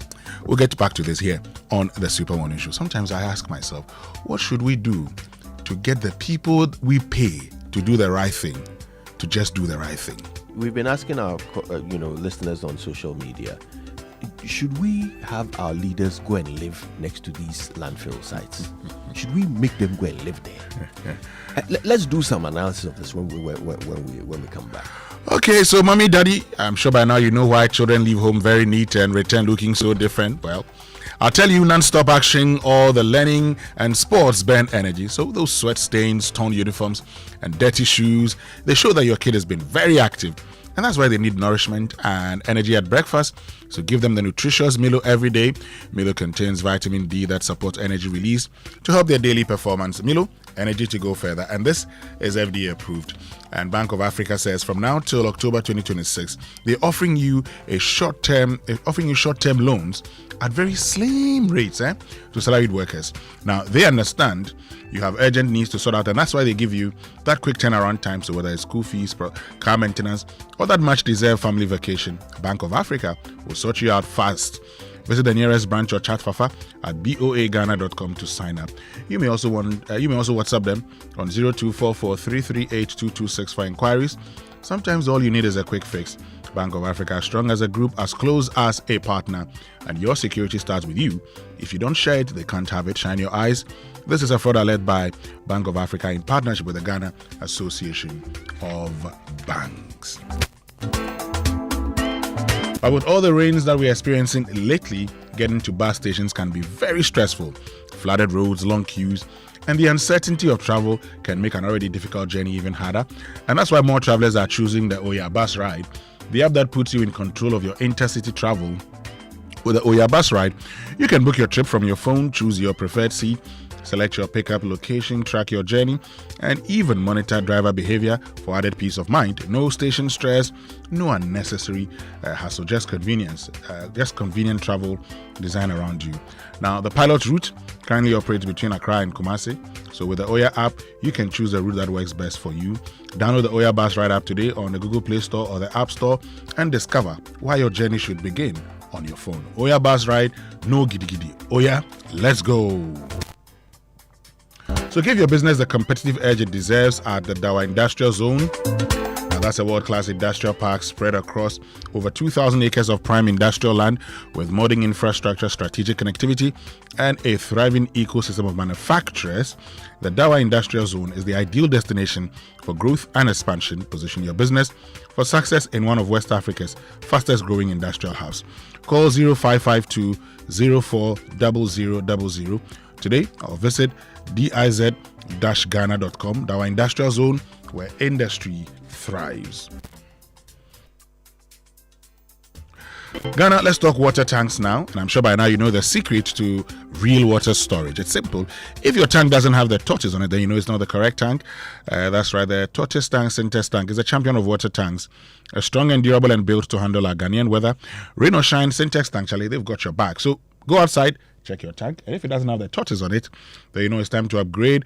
Join the Syntex family today and enjoy water storage that's stuff like a tortoise. Call 0244 335 168 to buy now or find one of their 400 agents nationwide. You can also shop online at syntexgh.com. Syntex tank, you're strong, you're tough. But let's talk about, let me introduce you to Valex Lease, okay? Now, Valex Lease is Ghana's leading photocopier leasing company. So why buy a multifunctional photocopier when all you can do is to lease and pay as you copy and print, or design your own payment plan, lease an A4 or A3 heavy-duty MFP with sorter, stapler, or finisher, production machine with sorter, stapler, finisher, and enjoy free toners or cartridges, free repairs, free maintenance, printing, centralized monitoring of all staff, and nationwide coverage. Forget about the unnecessary expensive gimmicks and save yourself over 60% of the cost. Join the hundreds of satisfied customers across every sector and all the 16 regions and lease an MFP from us. Visit us at valexlease.com, Valex spelled VALLEX, or call 0244 644 048 or 0535 208 661 and then 0208 603 312. Remember, Valex Lease is a wholly owned Ghanaian company. Terms and conditions apply. Valex Lease, affordable document management solutions. It's 2026 and I have a genuine question. Kojo, why are people still driving across town and allowing annoying security men tell them where to park, join a queue at the banking hall just to do something that takes 2 minutes, sometimes less than 2 minutes on your phone? You know what? The CarBank app does everything, and I mean everything. Send money in seconds, pay your bills, buy airtime, check your balance all in one place, right from your phone, at any time of the day or night. No queue, no waiting, no stress. And here's what I love most. It's fast, completely secure, and it just fits into your life without even thinking about it. Waiting for your food order, handle your transfer or your lunch break, or pay your bills, the CarBank app generally fits into the gaps within your day. So do yourself a real favor. Download the CarBank app today on the App Store or Google Play Store and see what simplified banking actually feels like. CarBank, forward together. But if you're planning a trip abroad, don't wait till you are stranded in a foreign country. Get covered with Glyco travel insurance before you fly. From medical emergencies, flight delays to lost luggage, Glyco has you covered every step of the way. Visit any Glyco Live branch or call 0555 305 547. Travel smart, travel protected. Glyco, we cushion you for life. Now say it after me, Kojo Yankson. My salary deserves better. My salary deserves better. So switch to Fidelity Bank today and enjoy amazing benefits. Lower interest rates, higher loan amounts, personalized financial support, and a smile that lasts, okay? It's time to switch and smile wider with Fidelity Bank. To learn more, contact them on 0800 00 3355 or visit fidelitybank.com.gh or connect with them on social media at Fidelity Bank GH. Fidelity Bank, believe with us. And you know, Franco is your leading mobile phone accessories and electronic retail outlet, so you can purchase items such as Nokia, Samsung, iPhone, smart TVs ranging from 32 inches to 100 inches, Franco air conditioners from 1.5 HP to 2.5 HP, chest freezers and refrigerators, washing machines, and more. And so you can also have all other phone brands and accessories from all their shops nationwide at up to 40% discount on their digital platforms. Call the official numbers on 0246 422336 or 0555939311 and then 0302 225651 or download the new Franco Trading app Franco on the Google Play Store, or you can visit their website francotrading.com. Franco Trading Enterprise, Steel, Phone, Papa Fie, and Total Energies Marketing Ghana PLC final dividend declaration for the year ended 31st December 2025. So the board of directors of Total Energies Marketing Ghana PLC announces that shareholders approved a final dividend of 2.3375 per share. 2.3375 cedis per share for the financial year ending 31st December 2025 during the company's 50th annual general meeting held on the 25th of June 2026. The dividend will be paid on or before Monday, 24th August 2026 to only shareholders whose names appear on the register of members as at the close of business on Friday, 17 July 2026. Closure of register notice is hereby giving that the register of members will be closed from Monday, the 20th of July 2026 to Friday, 24th July 2026, both days inclusive, and shareholders are advised to visit the nearest UMB branch or the UMB registrars at SNIT Emporium, Airport City, with their Ghana card to update your payment records to facilitate a prompt receipt of dividend payments. For further information, please contact UMB registrars on 0302 633 988. The board thanks all shareholders for their continuous support and is by order of the board. Stay with us when we return. Yes. When we return, some great news, Churchill. Okay. Yes, our friends at MTN have done something. They've done something. It's going to put a smile on everybody's face, everybody listening to us. And we'll tell you what that is when we come back. Stay with us. He did not use the entrance to go to the dump site itself. No, you know, go go top. The route no good. So where do you dump? Me. So now, right now, where are you going to? They go the distance, they bowl new old one. Old one no, they go drop them. That's the route no, you good small. Ama you know good prop, you good small. So is there anybody there receiving the baller, and are you paying when you go there? You get some, you go pay. You go pay no for you go drop them. How much? 1.7. This track you pay 1.7 before you are allowed to go down. You get the person you go at the 30 CD. That time you go pay the 30 CD. That time you go pay the 20 CD. So you are telling us that before you dump this tricycle full of refuse at the decommissioned site, you have to pay about 200 cedis, right? It be 200 CD. You know, get community the inside go for you go drop them for the person go push the motor key. You go give me the 30 CD. The guy I go see top the ball at top, it be 1.7. So if you are not able to pay the 200 cedis, what happens to the baller? Boss, that size me don't know. Me if you may wake it it be like this. Before you go take the baller, the house inside, you go come drop them. Yeah, I mean that those your friends or your colleagues who cannot pay the 200 to dump it, where do they dump? They can also not go to the site because the road is bad. Where do they dump? I know that my place, you know, only they work, you know go that size. You know, see the today me it take the baller no. You know go fee the baller go sleep my motor care inside. It go spoil the tie, the hingim. Ali go feed the drop am that size no. Here a good plus the other one. So is that the reason why some of your people constructed, and when do you hope that you finish the process for passage? Yes, or will you withdraw it? One is inaccurate. the allegation that the bar is not consulted. What, they were consulted on? In terms of bills, when they come to Parliament. I am on the council, don't forget. On this one. Which bar? I am on the bar council. We just have a minute to wrap up. Please, So the bar is the bar. Is it a Ghana Law Society or Ghana Bar Association? The bar is always one. Yeah. Lawyers, all lawyers. Lawyers. Yeah. Is it a bar that he has a minute to wrap up, so we just have the to bar minute to is go. always one. Yeah. Now we have two professional groupings. As the national president. No, address the substantive. No, I'm addressing it. Because of the time. Please. Yeah. If we a take life president. Sorry? Don't take back for I am the national president of the Ghana Law Society. If we take interest in that, we send a memo. That's what we do. So they were consulted on this? The bar was consulted? We took interest. Ghana Law Society. Please, we took interest, so we sent a memo. Indeed, the memo is in Parliament. The bill is under consideration. Okay. It's under consideration. What bill? So, this bill is not being passed. Bill. I know that. It's under consideration. So, if the GBA is interested, they can send a memo. What do you mean? What do you No, you are being crude. I'm not being crude. I'm telling you. The Ghana bar is in the Constitution. Ghana bar is in the Constitution. It's in the Constitution. Exactly. So you are not the only professional association in this country. You are not. How many people are you there? There are two. How many of you are in the committee? How many of you? Which committee? That's the society you are talking about. There are over 2,000 lawyers. 2,000. How many lawyers are in Ghana? I don't want to know. You don't I don't know your membership of your association. You don't know what you're talking about. I know what I'm talking about. Why are you always incensed about this? No, what do you mean incensed? Freedom of association. You don't want others to form an association. Why?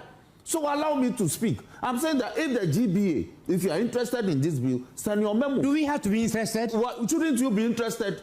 You are making allegations that you were not consulted. Who should write a letter to you? Happy birthday. Happy birthday to you.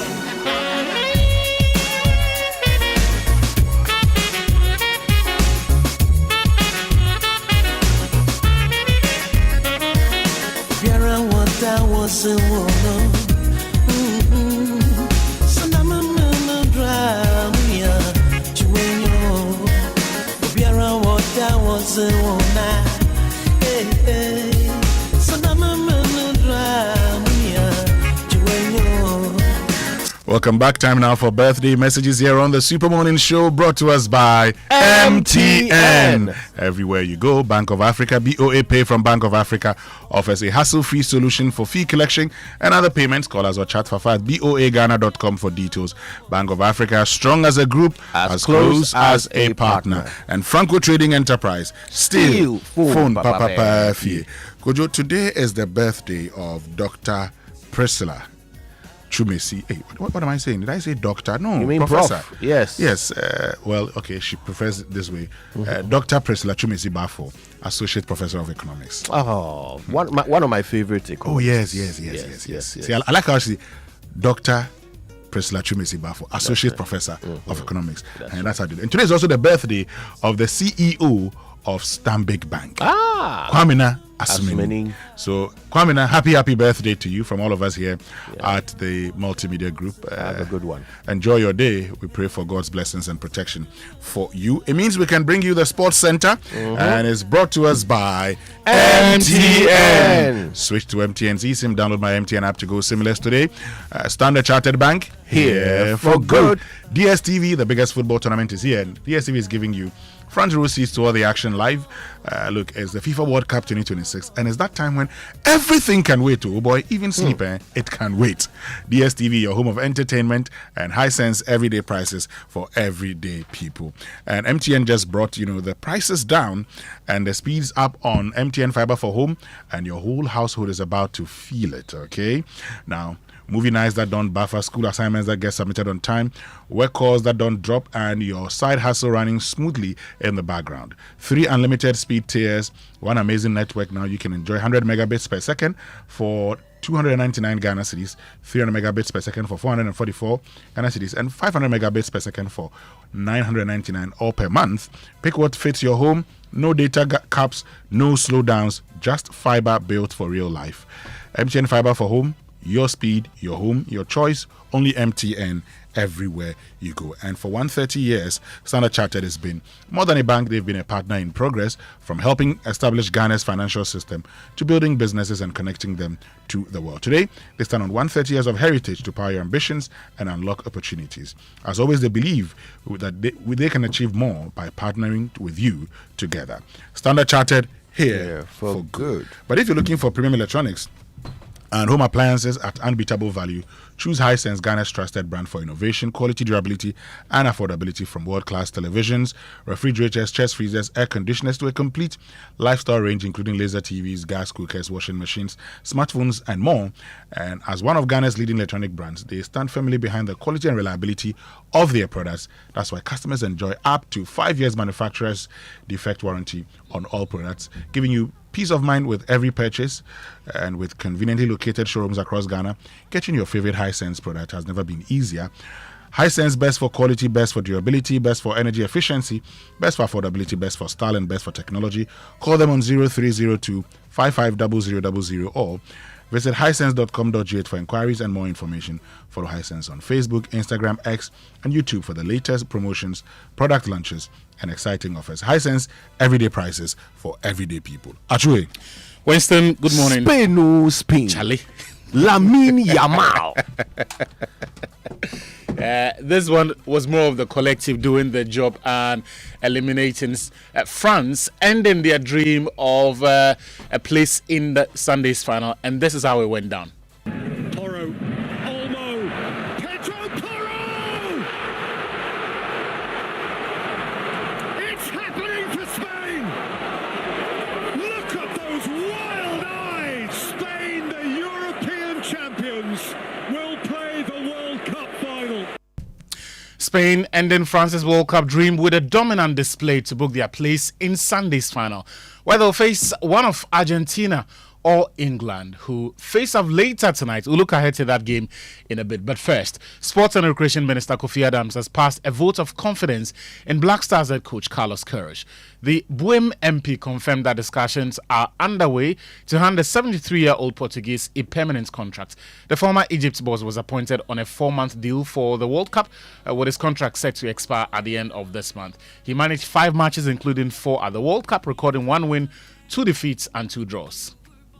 A conversation have begun. The conversation had with me sounding formal. Formal conversation have begun. So not just me alone, but the FA taking a step, because it's like we already have some conditions there, and it's not like a new person that is coming in.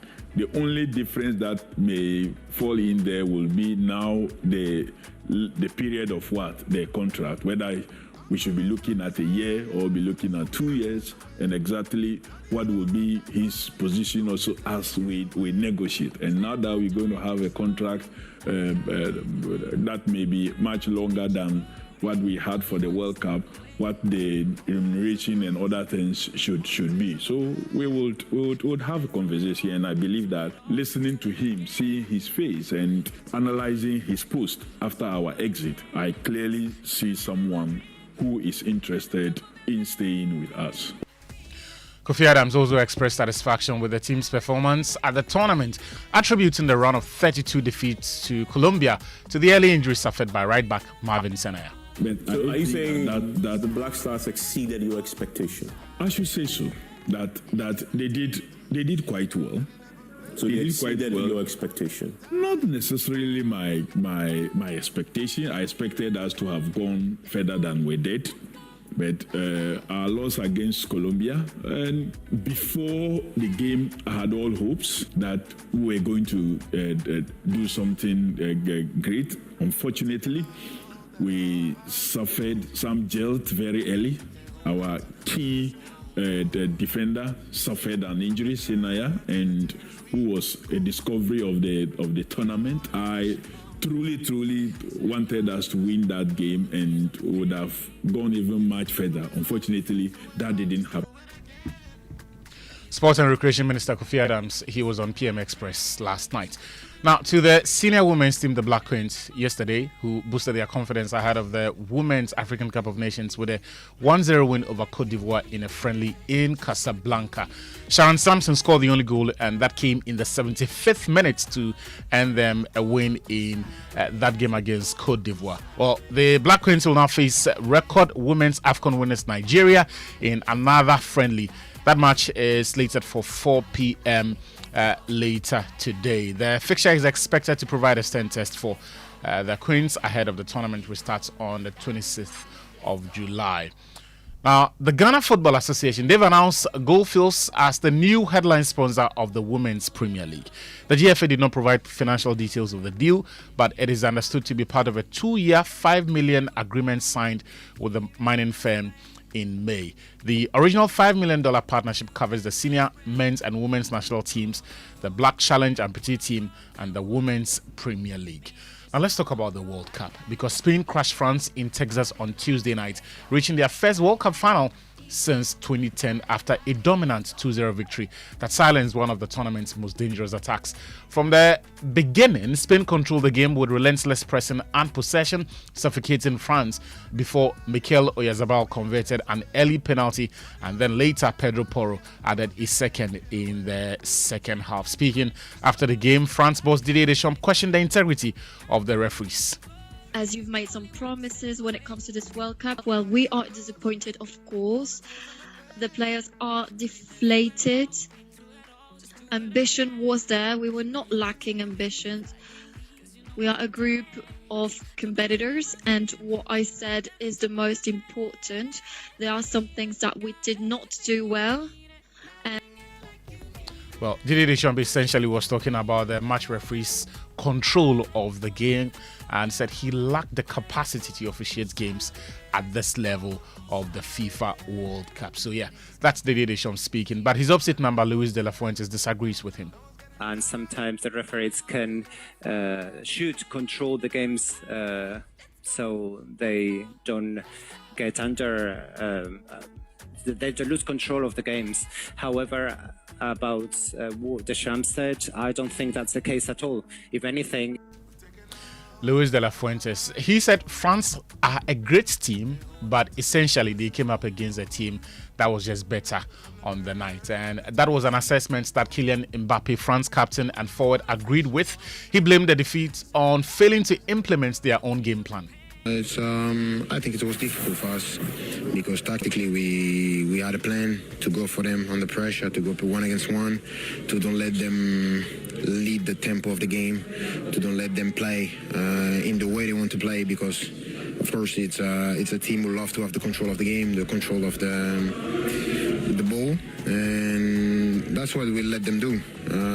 We let the midfield too much time to play, and at the end of the day they have quality to play. So at the end it's difficult when you don't change the plan of Spain, and as a captain I have to take all the responsibility, and I have no problem with that. We wanted to go to the final, we didn't go, so now we have to go and take what the people do to us. This is the first time in Kylian Mbappe's career that he would not play in a World Cup final, and he's been to 3 tournaments. Ridiculous for a player of his age. Well, Spain, congratulations to them. They will face either England or Argentina in Sunday's final. The two also renewed their rivalry in the second semis later tonight in Atlanta. The rivalry, shaped partly by tensions from the 1982 Falklands War, has produced some of the tournament's most iconic moments. Now, back in 1986, Diego Maradona's hand of God and goal of the century inspired Argentina to a 2-1 win over England. Then 12 years later, Argentina prevailed again, eliminating England on penalties at France 98 after David Beckham's red card for kicking Diego Simeone. And then they meet again later tonight with Messi facing England for the first time in his career. 3 Lions boss Thomas Tuchel, he says he's confident that they can stop the 39-year-old. A lot of coaches have tried, a lot of teams have tried. He seems to have always another gear, he seems to have always another solution. We're up for that. We know what we're facing, we know the quality of him in particular. We can see the commitment of the group to do everything for him. And to build everything around him. They have the experience of the last win. They are the reigning champions. The it's almost the same group. So yeah, we want to take out the champions of the tournament. We want to take them down. We want to beat them. That's the target. That's what we prepare for. That's Thomas Tuchel, the England manager. Argentina boss Lionel Scaloni says his team is not lacking motivation. Playing in a World Cup, is something unique. It is true that we have already played one, but it is as if we had not played any. We are just as happy, anxious and excited to be able to give our people the joy of seeing their national team giving everything. And logically, we have a great rival in front of us who is going to make things difficult for us, who is going to try to reach the final, and we are expectant. Pero en mi línea de pensamiento creo que esto ya es un... Leo Scaloni, who could be coming up against the man who was his technical instructor during his coaching badges. That is Luis de la Fuentes. He was his instructor back when Scaloni was doing his coaching badges in Spain. Oh, okay. Yes, de la Fuentes taught him. But He taught Alonso, he taught, I think, Walter Pandiani, he taught Javi Hernandez as well. Quite a number of the... De la Fuentes is a champion coach. So he's the equivalent of Ghana's Didi Dramani. Okay. A coach who went to the classroom to teach, became an instructor at the elite level for top coaches. And then now he's gone back into the saddle to coach. And now he's competing with the students that he taught. Well, some of the students can beat him.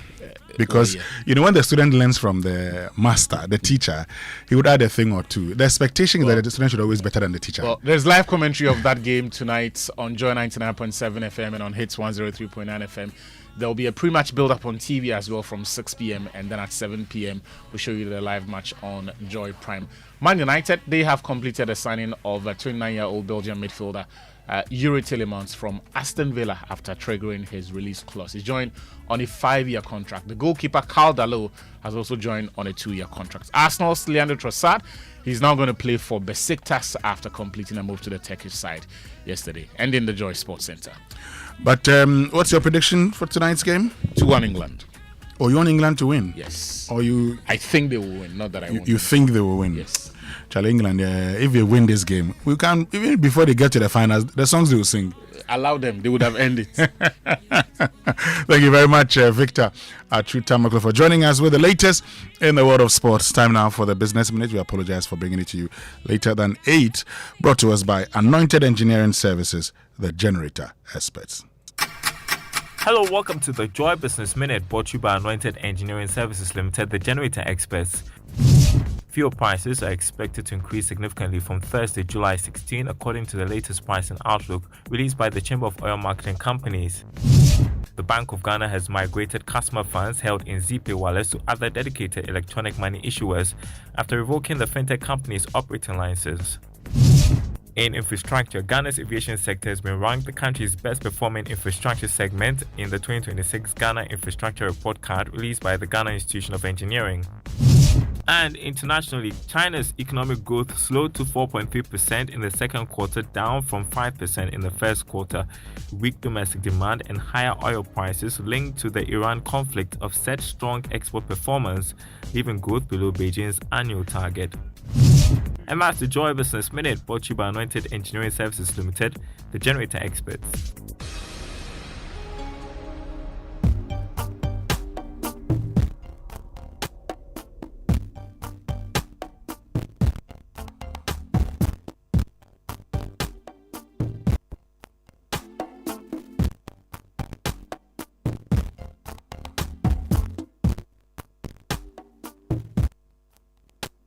Welcome back, and thank you very much for staying with us here on the Super Morning Show.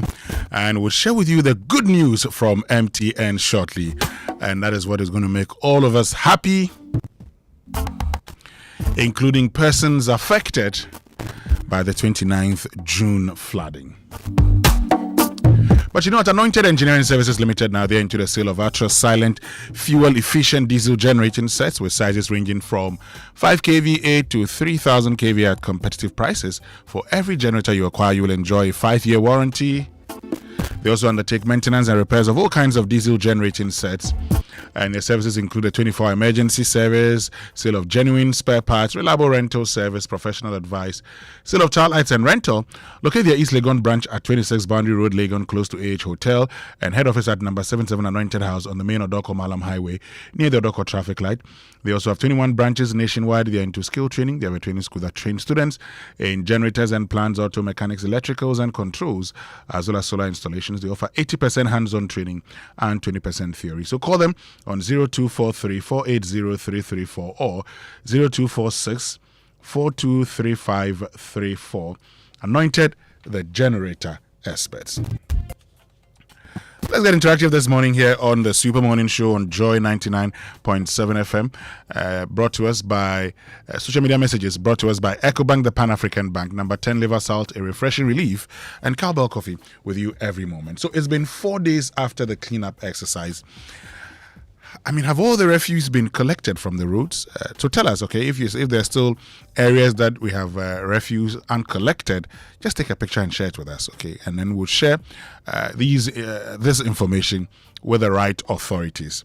But also, I'd want to hear from those around Kpung and those who use, from the motorway through the Kpung barrier stretch, whether you've been seeing refuse along that stretch. Okay, share all of those with us. Because this morning we're going to be joined by a representative from Zoom Lion Ghana Limited here on the Super Morning Show.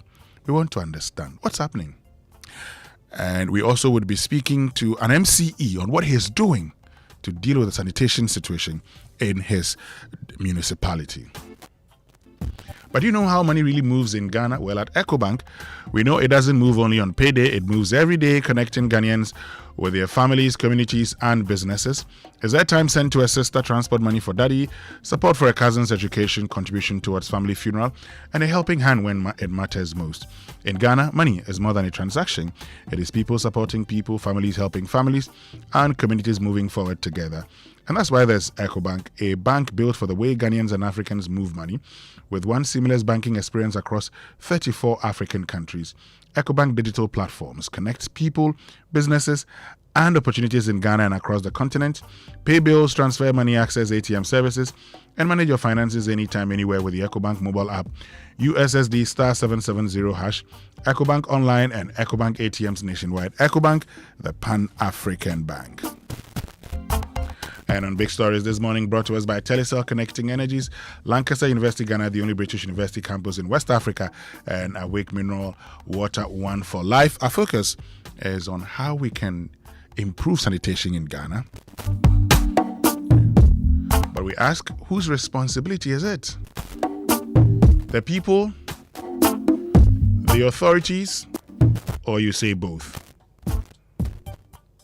Now, experience connections with Telecel fixed broadband's internet connectivity at high speeds with non-expiry bundles and up to 40% more data at the same price. Telecel fixed broadband is connecting your homes and businesses to more.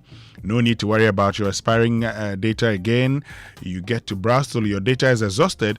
You also get a free fixed line with free calls at home. When you subscribe to Telecel fixed broadband, the data move also allows you to connect up to 4 devices so you can keep browsing on the go. Subscribe to Telecel fixed broadband at telecel.com or download the Telecel Play app or visit a Telecel retail shop today to subscribe to the Telecel fixed broadband. Telecel, connecting energies. But every day, your body needs clean, refreshing water, and Awake Water is carefully produced to keep you refreshed and hydrated. Purified, refreshing, and purpose-driven. Through our One for Life campaign, we support people living with various cardiovascular diseases, where every bottle you drink, an amount is donated to the National Cardiothoracic Center, Kolebu Teaching Hospital. So drink water, drink Awake, proudly produced by Kasapreco PLC. Awake Purified Drinking Water, One for Life, drink water, drink Awake, available nationwide. And this is FDA approved. Stay with us when we return after these messages. You've asked the questions, why are we not able to manage waste? And we seek the answers on your behalf. Stay with us. We'll be right back. Who should write a letter to you? The Judicial Council is the Ghana Bar Association. The Ghana Bar. Sorry, is it not mentioned there? If the Ghana Bar Association is mentioned in 92, in 2026, you are not the only lawyer. Have you checked the Constitution? I've checked the Constitution. I'm in court. If you can be in court. Of course, I can be in court. So I'm telling you that if the GBA is interested, send a memo. You are not being reasonable at all. Even if there are Ghana Family Life Bill, you sent a memo. Even if there are 10 societies in the country, then you must consult all of them. You see, the consultation, should we write a love letter to you? You must do so voluntarily, with all due respect, senior, that you are interested. I have told you that I have been Roxy, you're open for memos. I have been 61 years a lawyer. Senior, I've shown you respect. I'm saying that if the GBA, and you are not the GBA. I am a member of the council. If you may be a member of the GBA council, so this is notice to the GBA that if you are interested, send a memo to Parliament. That is number one. I am serious. I'm telling you. So you cannot be making allegations that you were not consulted. There's no requirement that we should consult you. The law is saying that there will be a district tribunal in all the 261 districts minimum. So why don't you create? Please, can I finish? District courts in all districts. Can I? All districts have courts now. We have all district courts. So these are additional courts. That's the first point of call. We are creating 200 and minimum 200. But the difference being you have citizens participating. Thank you very much. So we are doubling the district cost at least by 261 new costs. We are also adding 16 new regional tribunals. As for the regional tribunals, the focus will be on the cases that have been identified both for the regional and empaneling. And the fact that above all this, it also offers employment for people. Exactly. Look at that. But why shouldn't we stick to it? This is what you actually want to do. You've not confessed. But what are you talking about? When you establish a court, it doesn't offer employment. So that establish costs to administer justice. Good. Not to provide employment. It offers employment. No. It offers that's not the basis for it. So all the justice administration matters we've spoken about is not sufficient for you. No, the emphasis is not employment. It is additional. It is additional. Okay. That's the young person. Hold on. No. Don't do politics here. I am not doing politics. We are lawyers. Let's talk about law. I'm telling you the reality. That, uncle, tomorrow, your nephew who will complete law school will be able to become a tribunal chairman in Ajidome or in Mefe. And you'll be happy. I will not encourage him to do it. Why won't you? Because I believe the system. I want to open it up a bit. Yeah. Yes. So, one, I'm very happy that Roxanne has made this confession. I didn't want to what confession? That it is for employment. What confession? This is why. What confession? This is why they pursued that so-called law school reform. Why? Because they think that that's an avenue to hire a lot of their people. But that is not the objective behind justice administration. The bill explicitly forbids politicians and politically affiliated people from being a...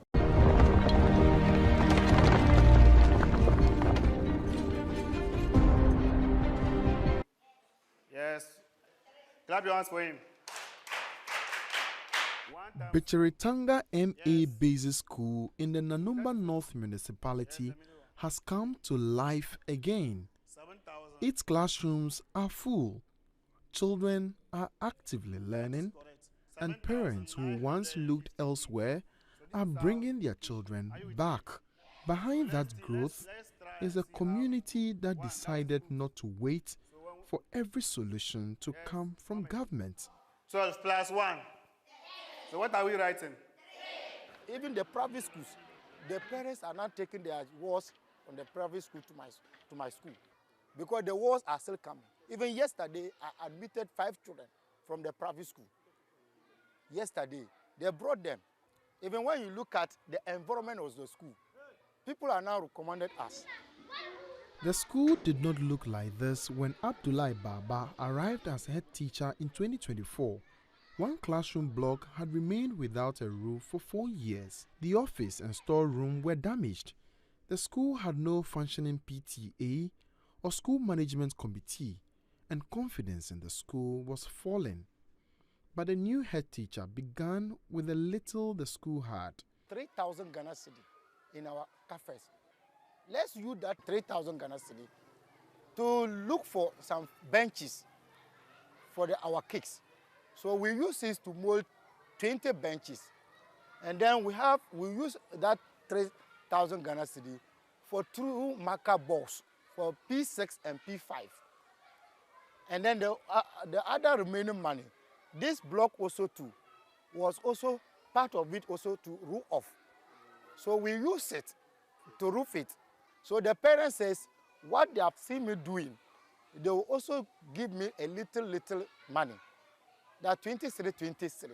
So that we'll use this to renovate our office and then the storeroom. So from there, they agree that they will contribute 23 for the office and then the storeroom. Through School for Life's community-led action for educational accountability and responsiveness projects, teachers, parents, and community leaders reorganized themselves around the needs of the school. The new PTA and school management committee executives were elected, creating a more accountable system in which decisions were discussed and contributions openly recorded. The community was no longer watching the school decline. It has become part of the solution.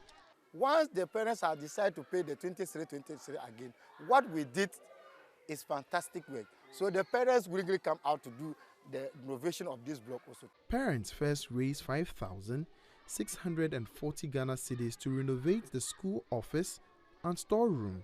They later contributed another 12,370 cedis towards a classroom block.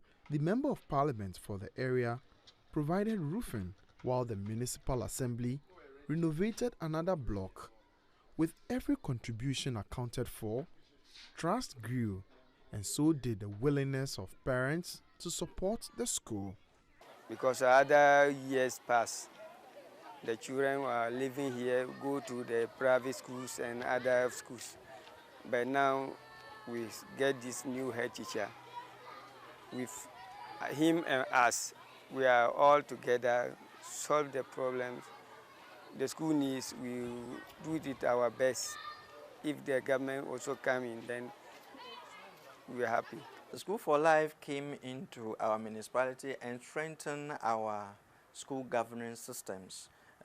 Talk about SMC, PTA in our schools. Our communities used to practice lifelong school governance system leadership. But currently, through the intervention and engagement of School for Life, they have adopted the democratic system of school governance.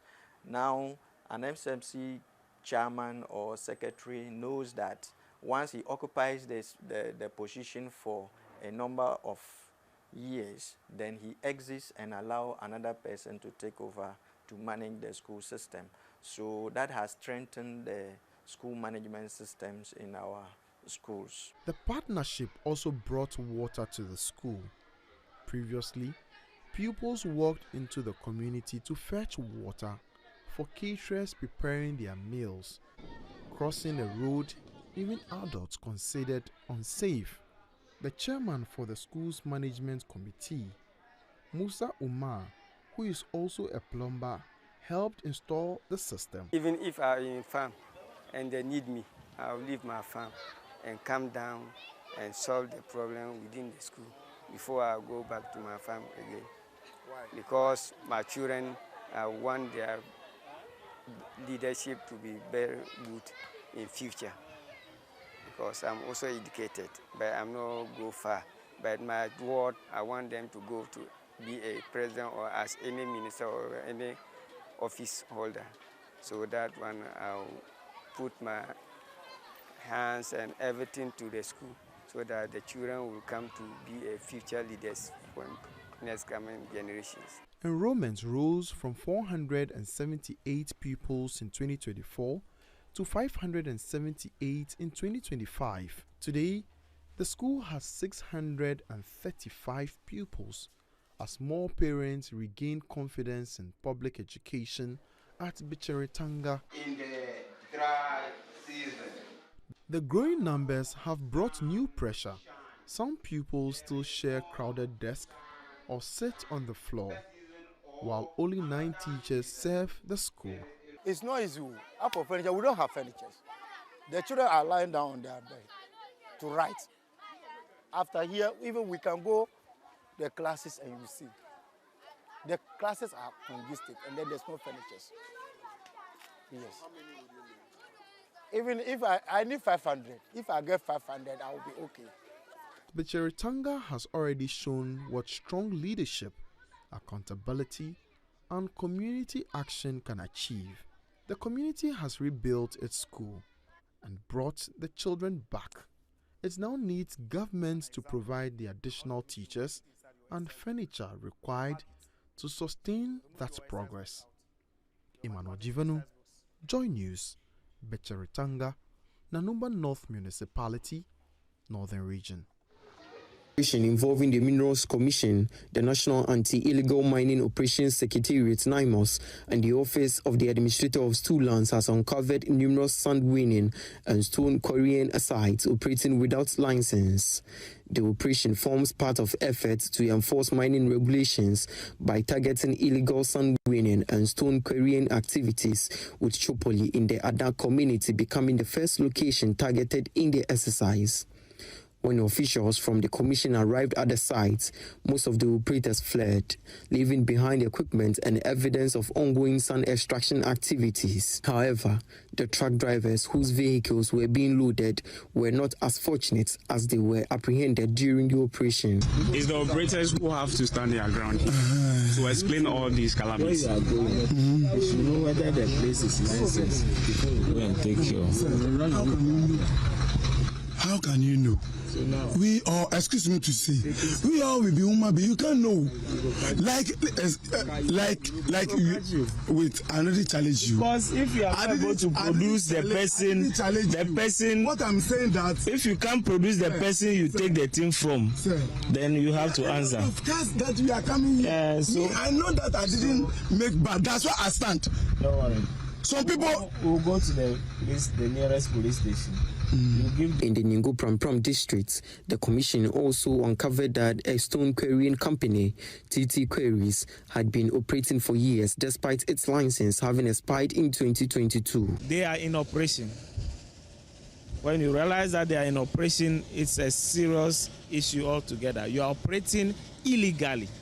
You've come to the site before even we went to the office, so we realized that these guys are operating. And when we check and we know that their license has expired, they are supposed to put in the renewal before even the expiration of the license. The Minerals Commission has handed over the truck drivers to the police at Tripoli in the Adom community. 2 trucks were apprehended by the team during the operation. For Joy News, Maso Akrobotus reports, read to you. Tomorrow, Mr. Speaker, what is happening to Miracle Abuaji is not good for our democracy. The Attorney General should come to this house and brief us of the situation there. Iyoko will arrest people if the person was in the country, has traveled, he's coming, then in a Rambo style, he's arrested. Mr. Speaker, at the airport, detained for over 3 days. Mr. Speaker, and now they are demanding properties worth 55 million cedis before he's granted bail. Let's be careful, my dear political colleagues. Let's be careful, Ghanaian political leaders. It can be somebody today. There is an election ahead. You can never tell. Don't let us encourage some of these excesses. And when we talk about it, don't look at it with a partisan lens. It can be you. Be careful. Don't ask somebody. He has a wife and children. Already the man was affected by the flood.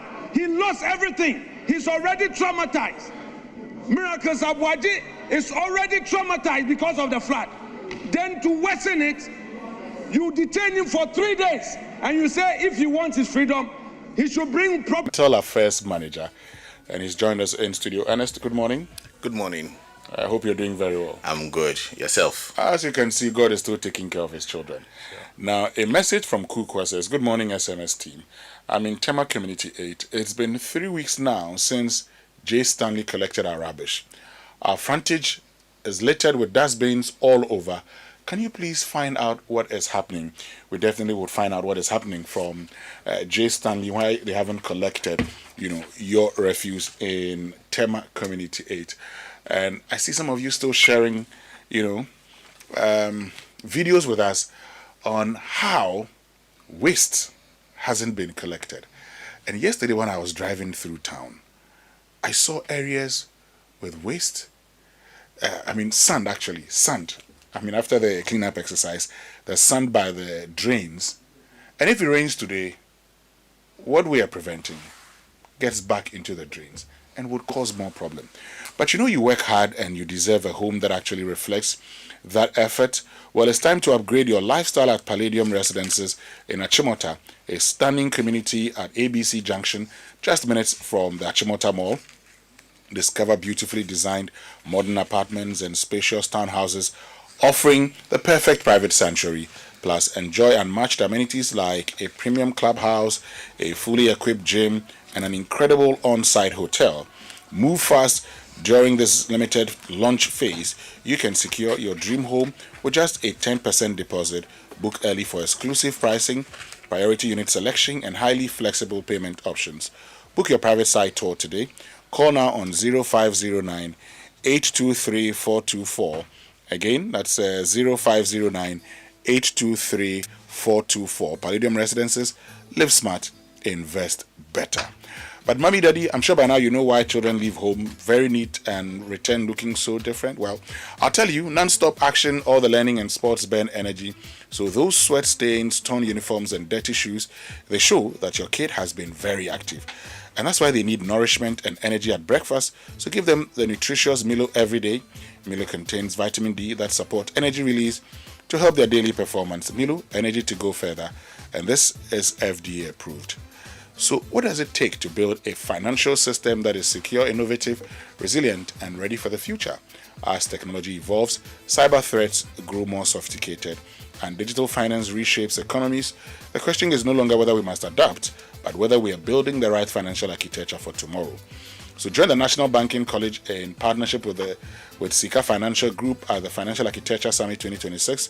Hear from the Governor of the Bank of Ghana, the Minister of Communication, Digital Technology and Innovations, and other industry leaders. Explore cybersecurity, digital finance, artificial intelligence, fintech, innovation, financial inclusion, risk management, and sustainable growth.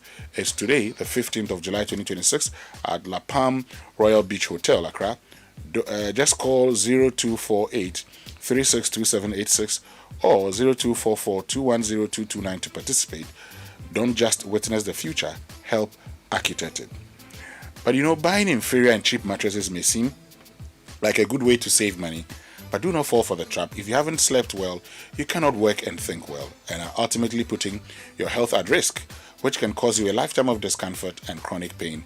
As responsible citizens, we should invest in safe, durable, and certified mattresses. Now, Latest Foam remains the tried and tested brand we all love. For almost 60 years now, they offer you unmatched quality and durability for every Ghanaian home. Make the smart choice. Talk to them on 0302 231155 in Accra and then 03220 29365 in Kumasi for all your inquiries, or walk into any of their outlets nationwide for your preferred choice. You can also visit them at latestfoamghana.com and all their social media platforms. Do not settle for less. Go for quality. Buy Latest Foam or else you do yourself. Latest Foam is your partner for life. So, Ernest Morgan Aqua is here. He's Governmental Affairs Manager of Zoom Lion Ghana. First of all, help me understand. When you say you're a Governmental Affairs Manager, what's your role? What's your responsibility? Thank you very much. I am more like a liaison between the government and the company. We have more PPEs where we work with the government, and there are decisions that is taken by Parliament and other agencies that affect positively or negatively the work that we are doing. So we need to understand it better. We need to do advocacy. So anything that has got to do with governmental business. So if I get you correctly, you help to deal with government effectively. Yes. Okay. So if you don't mind, on a regular day, what is it that you do? Oh, on a regular day, we monitor event. After monitoring event, if there's anything that, like, let me give an example. Please do. When this flooding thing happened, and it became a national, when the first the government brought out his statement, we quickly looked at what can we also do for the government. We sat down and quickly came out with the plans, what we have to do. You understand? And more so, now Zoomline as a company, we are in about 29 African countries. So we don't want the total attention to shift from Ghana. So at least there should be somebody also thinking about Ghana. Okay. Yes. So you think about Ghana, you think about the collaborations you can have with governments. Yes. Okay. So tell me, what collaborations are you having with government currently when it comes to waste management? So now we have the SIP, Sanitation Improvement Package, with the MMDAs. Yes. Then there's the last budget we saw the inclusion of the Aricaps, the recycling plant. It was captured. The last time it wasn't, but this time it was captured. So basically, that is it. Tell me more about the sanitation improvement program. Package. Yes, sanitation improvement package. What's entailed in that package? So that we give the assemblies communal containers, and it is placed at vantage point for people to dump in it. Then we lift it to the recycling plant or the final disposal site. Okay. Do you take part in the lifting? Yes, we do the lifting. You do the lifting? Yes. Okay. So if you give the assemblies this community, dumping this thing, and they put them in there, then you take them to the transfer station? Yes. Either the transfer station, the recycling plant, or the final disposal site. Okay. When I asked whether you engage in lifting, because I know that, and the message here was talking about another waste management company. I know that the assemblies have zoned the assemblies and have have waste management companies. Zoomlion is part of these waste management companies. Yes. Okay. So I mean, when you go around, and Ernest, you go around, you see waste in this country. You see how we are struggling to manage it. How does that make you feel? You see, when it comes to Ghana, we are A1 on the documentation and the laws with sanitation. But we are Z on implementation and enforcement. How? Because all the things that you can talk about with waste management, we have it documented, but we don't enforce them. The reason why we see what we see around. And also, when it gets to waste management, I said this the last time, COVID time, we contracted, we employed, we involved experts to talk about COVID. And we went through all the protocols and we're safe. When it gets to waste management, everybody wants to contribute. It's fine. Everybody feels he can say something for it to be picked. But waste management is scientific. And it is not just about picking the waste from your house. You understand? There's a whole lot that goes into waste management. So I don't know why in Ghana here, now everybody feels he can do waste management. Everybody feels he can talk about waste management. And depending on how you're able to shout. Are you suggesting that we cannot talk about waste management? No, we management? can talk about waste management. So? We can talk about COVID came, everybody spoke about it. We can talk about it. So when you say you don't know why Ghana, everybody feels they can talk about waste management. What I mean to say is that when it gets to critical decision, there are experts and we must involve them. So you are here today. Let's look at our problems. You see, as part of the sanitation improvement package, what do? You create the community. How do you?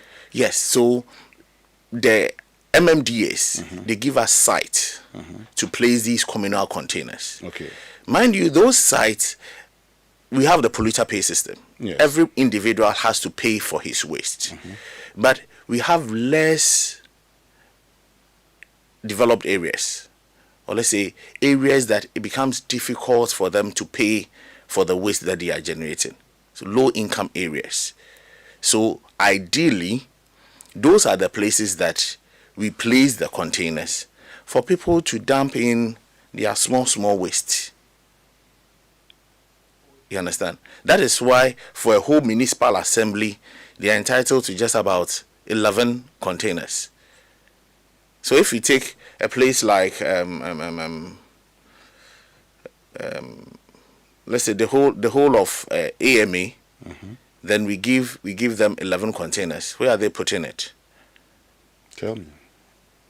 You understand? So we look at the less, but on the other side, there is door-to-door contracts that the assembly has given franchise to waste management companies to pick waste from individual households.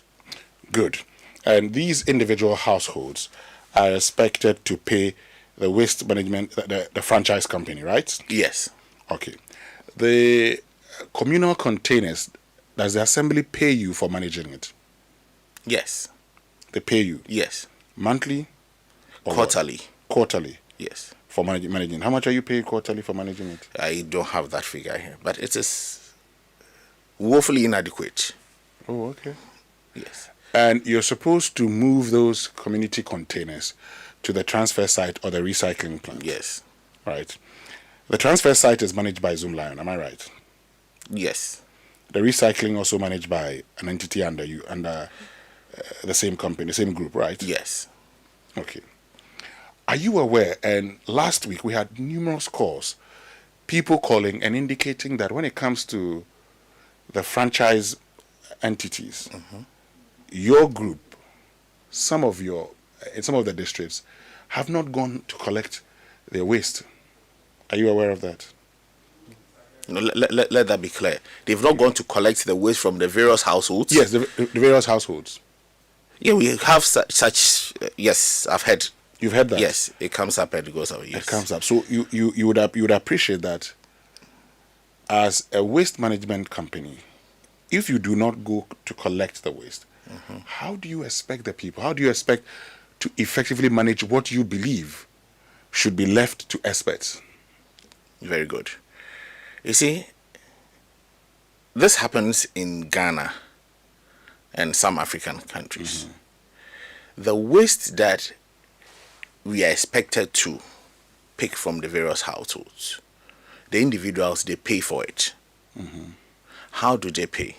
Tell me. When you go out, they have fixed those amount into other fares, utility, talk of fuel, other things. Then you get to the final disposal site. You are checked, the tons that you are bringing, the trucks are weighed. At the end of the month, whatever you're able to pick from the community is what the government pays you. But in Ghana here, you would go and collect the waste yourself, recruit revenue collectors.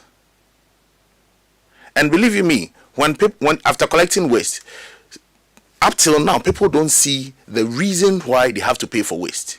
Now, let me finish on the waste collection because that is key. Yeah, but before you continue, the point you're making there, first of all, you applied, right? Yes. So when you applied, you knew of the conditions, right? Yes. So go ahead. So that's why I told you that the laws are the conditions. Before we get to the conditions you are talking about, per the standards, we have a law that states that every household should get his own receptacle to hold the waste.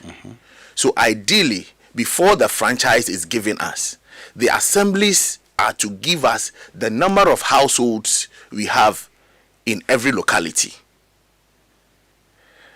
then ensure that every household has a bin, and also ensure of payment. If I work as a private entity for 3 months, 4 months, 6 months, and I don't get payment, how do you expect me? Let me get this understanding. Per the contract that you signed with the assembly, who's supposed to collect the money? We are supposed to collect the money. You are supposed to Yes. collect the money. Okay. So, are you saying that the people are not paying? They are not paying. It is difficult going around with revenue collectors. Okay. Do you know of Meridian Waste Management? Yes. They are a subsidiary of Zoom Lion? Yes. Okay. So, Yao says for 3 months now, the Zoom Lion subsidiary, Meridian Waste Management, has not collected waste from my house in Community 14 near Sakmono Estates, Tema West Municipality. Please find out from the gentleman why it has to be so. Then Ajo, let's move up, and Ajo says, okay, I live in Bachona, White House. Sometimes we have to contract the Abubuya boys to lift our garbage because Zoom Lion does not come for about 6 weeks. Yet bills come every month. Calls to the customer service provided by them goes unanswered. So there's no one to complain to. And these are... Oh, sure. These are from our listeners. I appreciate that. So, it's unfortunate. Let me apologize for the concerns they are raising. But just as I was saying, we are lifting the containers. One major problem that we face, aside, you didn't allow me to finish talking about the revenue collection. Let's put it on hold now. No, you finished the revenue one collection. major concern is the final disposal site that we have in the country. We'll get to the final disposal side, but talk about the revenue, because the people are complaining. They say they have been paying to you, but you don't come to collect their waste. You say, what's the challenge with the revenue? The revenue, one, people are not paying. They are not paying on time. And it is hectic going around collecting 1 cedi, 2 cedi from individuals. How much are they supposed to pay monthly? It depends on the area, but it ranges from 50 cedis to 100 cedis. Okay. Yes, if I am right, yes. But it depends on the area. But just as I was saying, when you go to other countries, the European countries, it is not the individuals should pay indirectly. Okay. You understand? So when it happens like that, the government can sit on the private individual to do the right thing. Okay. Just about 3 years ago, we had over 52 waste management companies in Accra alone. Now, as we speak, most of them are folded down. We have less than 30 waste management companies. And where are the 30? Okay, Ernest, when you applied to be given that franchise, how did you tell the assembly you are going to collect your funds? What was the plan that you're going to use to collect your funds, your revenue? You see, the plan was for us, just as we are collecting the waste, you come to the various households, I pick your waste, you pay me. Okay. Some do post payment. Okay. Let me acknowledge that. Some do post payment. Some pay for the whole year so that you don't come and knock their doors. And you know that the waste is placed at the frontage. Yes. So whether there's somebody in the house or there's nobody in the house, we have to pick the waste. But with the payment, you go, after picking the waste, there are households that you will knock. Somebody will be inside and will not mind you. These things, we can cut them off by having a centralized payment. And the centralized payment the problem with the centralized payment now is when you have not collected waste for 6 weeks. So the centralized... Hold on a minute, hold on. And when you've not collected someone's waste for 3 months and the person resorts to Abubuya, how do you convince me that it should be paid centrally from, say, the assembly to... Whether Abubuya or the service providers, centralized payment, what we do is that we started some in Liberia and it worked. All that they are not paying for the houses that you have gone. Centralized payment, what they do is that the tons of waste that you've cut to the final disposal site is what they pay you for. So at a point, when we do that, at a point in time, people will be begging for waste. Because if you don't take the waste there, you will not be paid. You understand? How do you convince me that an entity that is refusing to collect waste can now collect waste when it's centralized? If you don't collect it, you will not get your money. I'm saying, okay, go ahead. If you don't collect the waste, because the payment, now your payment is tied to the amount of waste that you have collected. You understand? So if I get you, it looks like, and there's a perception out there that as for Zoom Lion, you always want things cooked for you. Because here you are, go and collect money. It's a problem. You see people are not paying. So let's collect the waste, bring it, and then you pay us. So in the end, everything is done with government having to pay you. And when government doesn't pay, then there's a problem. Do you know that most of the organized estates in Accra, they don't have problems with waste collection? You can check on that. Most of the organized estates, because most of them, the payment does not come individually. You get it? The organized way, whether it is Abubuya that is picking, when the Abubuya takes it to the final disposal site or the transfer station and they weigh it and they realize that you came in with 1 ton, with 2 ton, at the end of the month, you present your invoice to wherever, they calculate the number of tons that you have collected in the system and they pay you. Okay. If I may, so are you saying to us today that all the listeners who are writing in their messages about their refuse not being collected by Zoom Lion, it is because they haven't paid? Oh, no. Okay, so why is their refuse not being collected? I gave the non-payment is one issue. The other issue, and the critical issue now, is the fact that you get to the final disposal site and you cannot even dump. What is the final disposal site? The final disposal site is where I've taken all the waste, where you take it there, where you take it. Ideally, you asked of the law, I would get it for you. Ideally, every MMDA is supposed to get a recycling plant or a final disposal site. But as we speak, in Accra, when we pick waste in Accra, we take it all the way to the eastern region or the central region. So the turnaround time, you do a turnaround time of 100 kilometers to pick waste from Accra and to return to the site. So if you are my next door neighbor and they pick my waste and the truck is full, I have to do 100 kilometers, do 50 from Accra to Adepa after Nsaum with all the traffic and come back before I'm able to do yours. So this is why you are not collecting the refuse, because there's nowhere to dump it. Yes. And the place, now that it is raining, the traffic situation is a problem. You saw the tricycles when they had to go and queue at an illegal site around McCarthy Hill to dump, and that brought about the reintroduction of the transfer stations. So you are being paid, but there's nowhere to dump the rubbish. That's why you don't go to collect from some of your clients. It's part of the reasons. That's what I'm saying. Okay. And you are the government liaison at Zoom Lion. So what is government saying about this problem? When you ask what is the government saying about this, we are still there. We are still talking about it. But to say what the government is saying now I've not heard anything. Let me put it that way.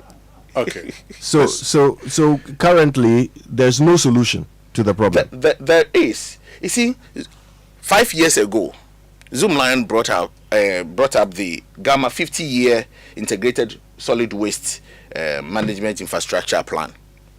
It's a 50-year plan for Accra. It has been up and down. We've done presentations. We've shown to the government. We've written a paper to the government on the 50-year plan Okay. As we speak, it is still back and forth. Let me just share something with you. Okay. Now, you commissioned, the president cut the sword for phase 2 of the Accra compost and recycling plant, right? Yeah. Then President Nana Akufo-Addo in December 2023, right? Okay. Now, phase 2 of the plant is well equipped with modding. It says the completion of this facility, according to the president, will bring immense benefits to manage effectively and efficiently the increased solid waste in a more environmentally friendly and sustainable manner. Historically, the disposal of solid waste has remained a challenge, especially in the urban areas in the country. All right? Yes. And so this is when the president came and actually cut the sword for the Accra compost and recycling plant. That's owned by you, isn't it? Yes. So what's when you say, the problem is with the final disposal site? You have transfer stations. Hold on a minute. You have transfer stations. Yes. You've told us, and based on my understanding of how these things work, when the president is coming to cut your sword, the presentation that the president will make is something that he does in tandem with your, with the company. You admit, and you post this thing, an endorsement of the fact that with this construction, you would be able to effectively manage waste. Yes. What has changed? Nothing has changed. So why are you complaining? I'm not complaining. I'm telling you the facts on ground. So this is not fact on ground? You know that population is increasing. That's why you did phase 2. Yes. We did phase 2. After phase 2, it is still increasing. The Accra compost and recycling plant, they are still working. They've not stopped. It was the transfer station that was halted for some time, and now we have operationalized all the transfer stations. Why were the transfer stations halted? Because we didn't get the needed support to run the transfer stations. Hold on a second.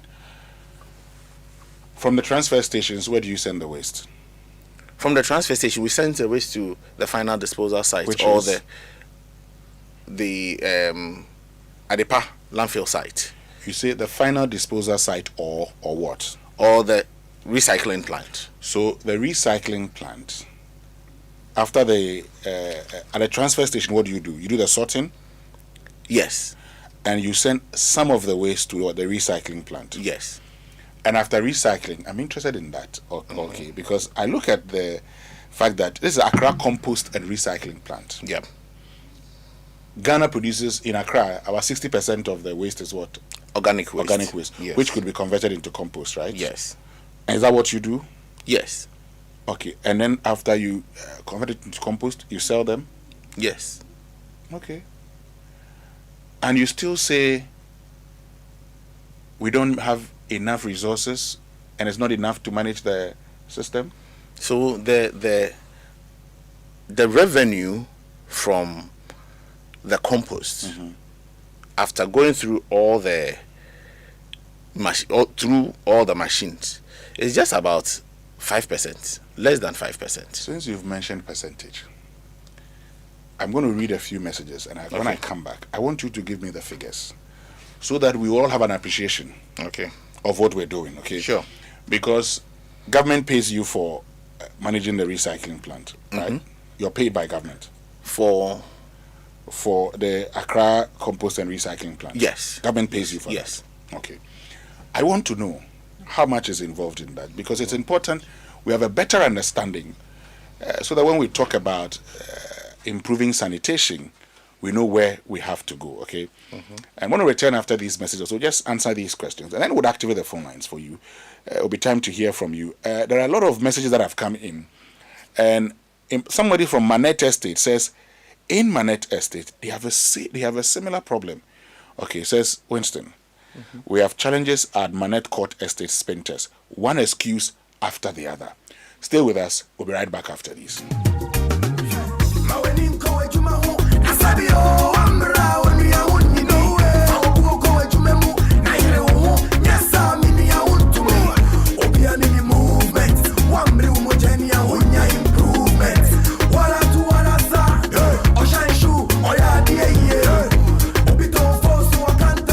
When I wake up in the morning, I brush my teeth with Kale Charcoal toothpaste worth 50 million cedis. How do you do this?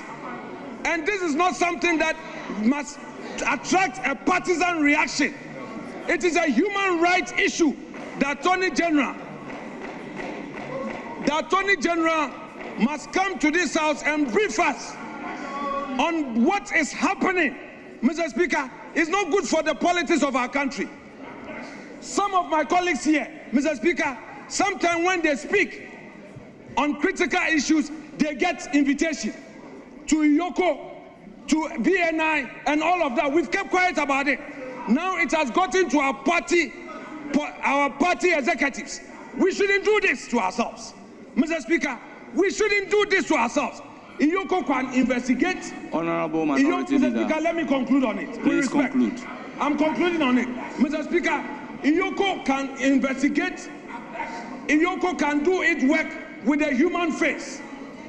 An invitation to Miracles Abuaji to appear before Iyoko would have solved everything. In any event, the man was already attending upon them. Anytime they invited him, he was there. Why the Rambo star? Our friends opposition should not be happy. Because, you see, Mr. Speaker, not long ago, I was there. And some of them, when they cried upon some of us, we listened and we stopped some excesses. Honorable Minority so we'll Leader, keep quiet. Please land safely. Mr. Speaker, I'm landing. Miracles Abuaji deserve justice. The country must not shut its eyes on the excesses by Yoko and Majority Leader. Please program the Attorney General to come before this House and address us on what is happening at Yoko. The human rights abuses, we will not take it as a House. The Minister of Agriculture, on record, stated that those who were given the birds, Mr. Speaker, in his own words, they have consumed them. Mr. Speaker, he again said that they sent him videos as evidence. Mr. Speaker, go there.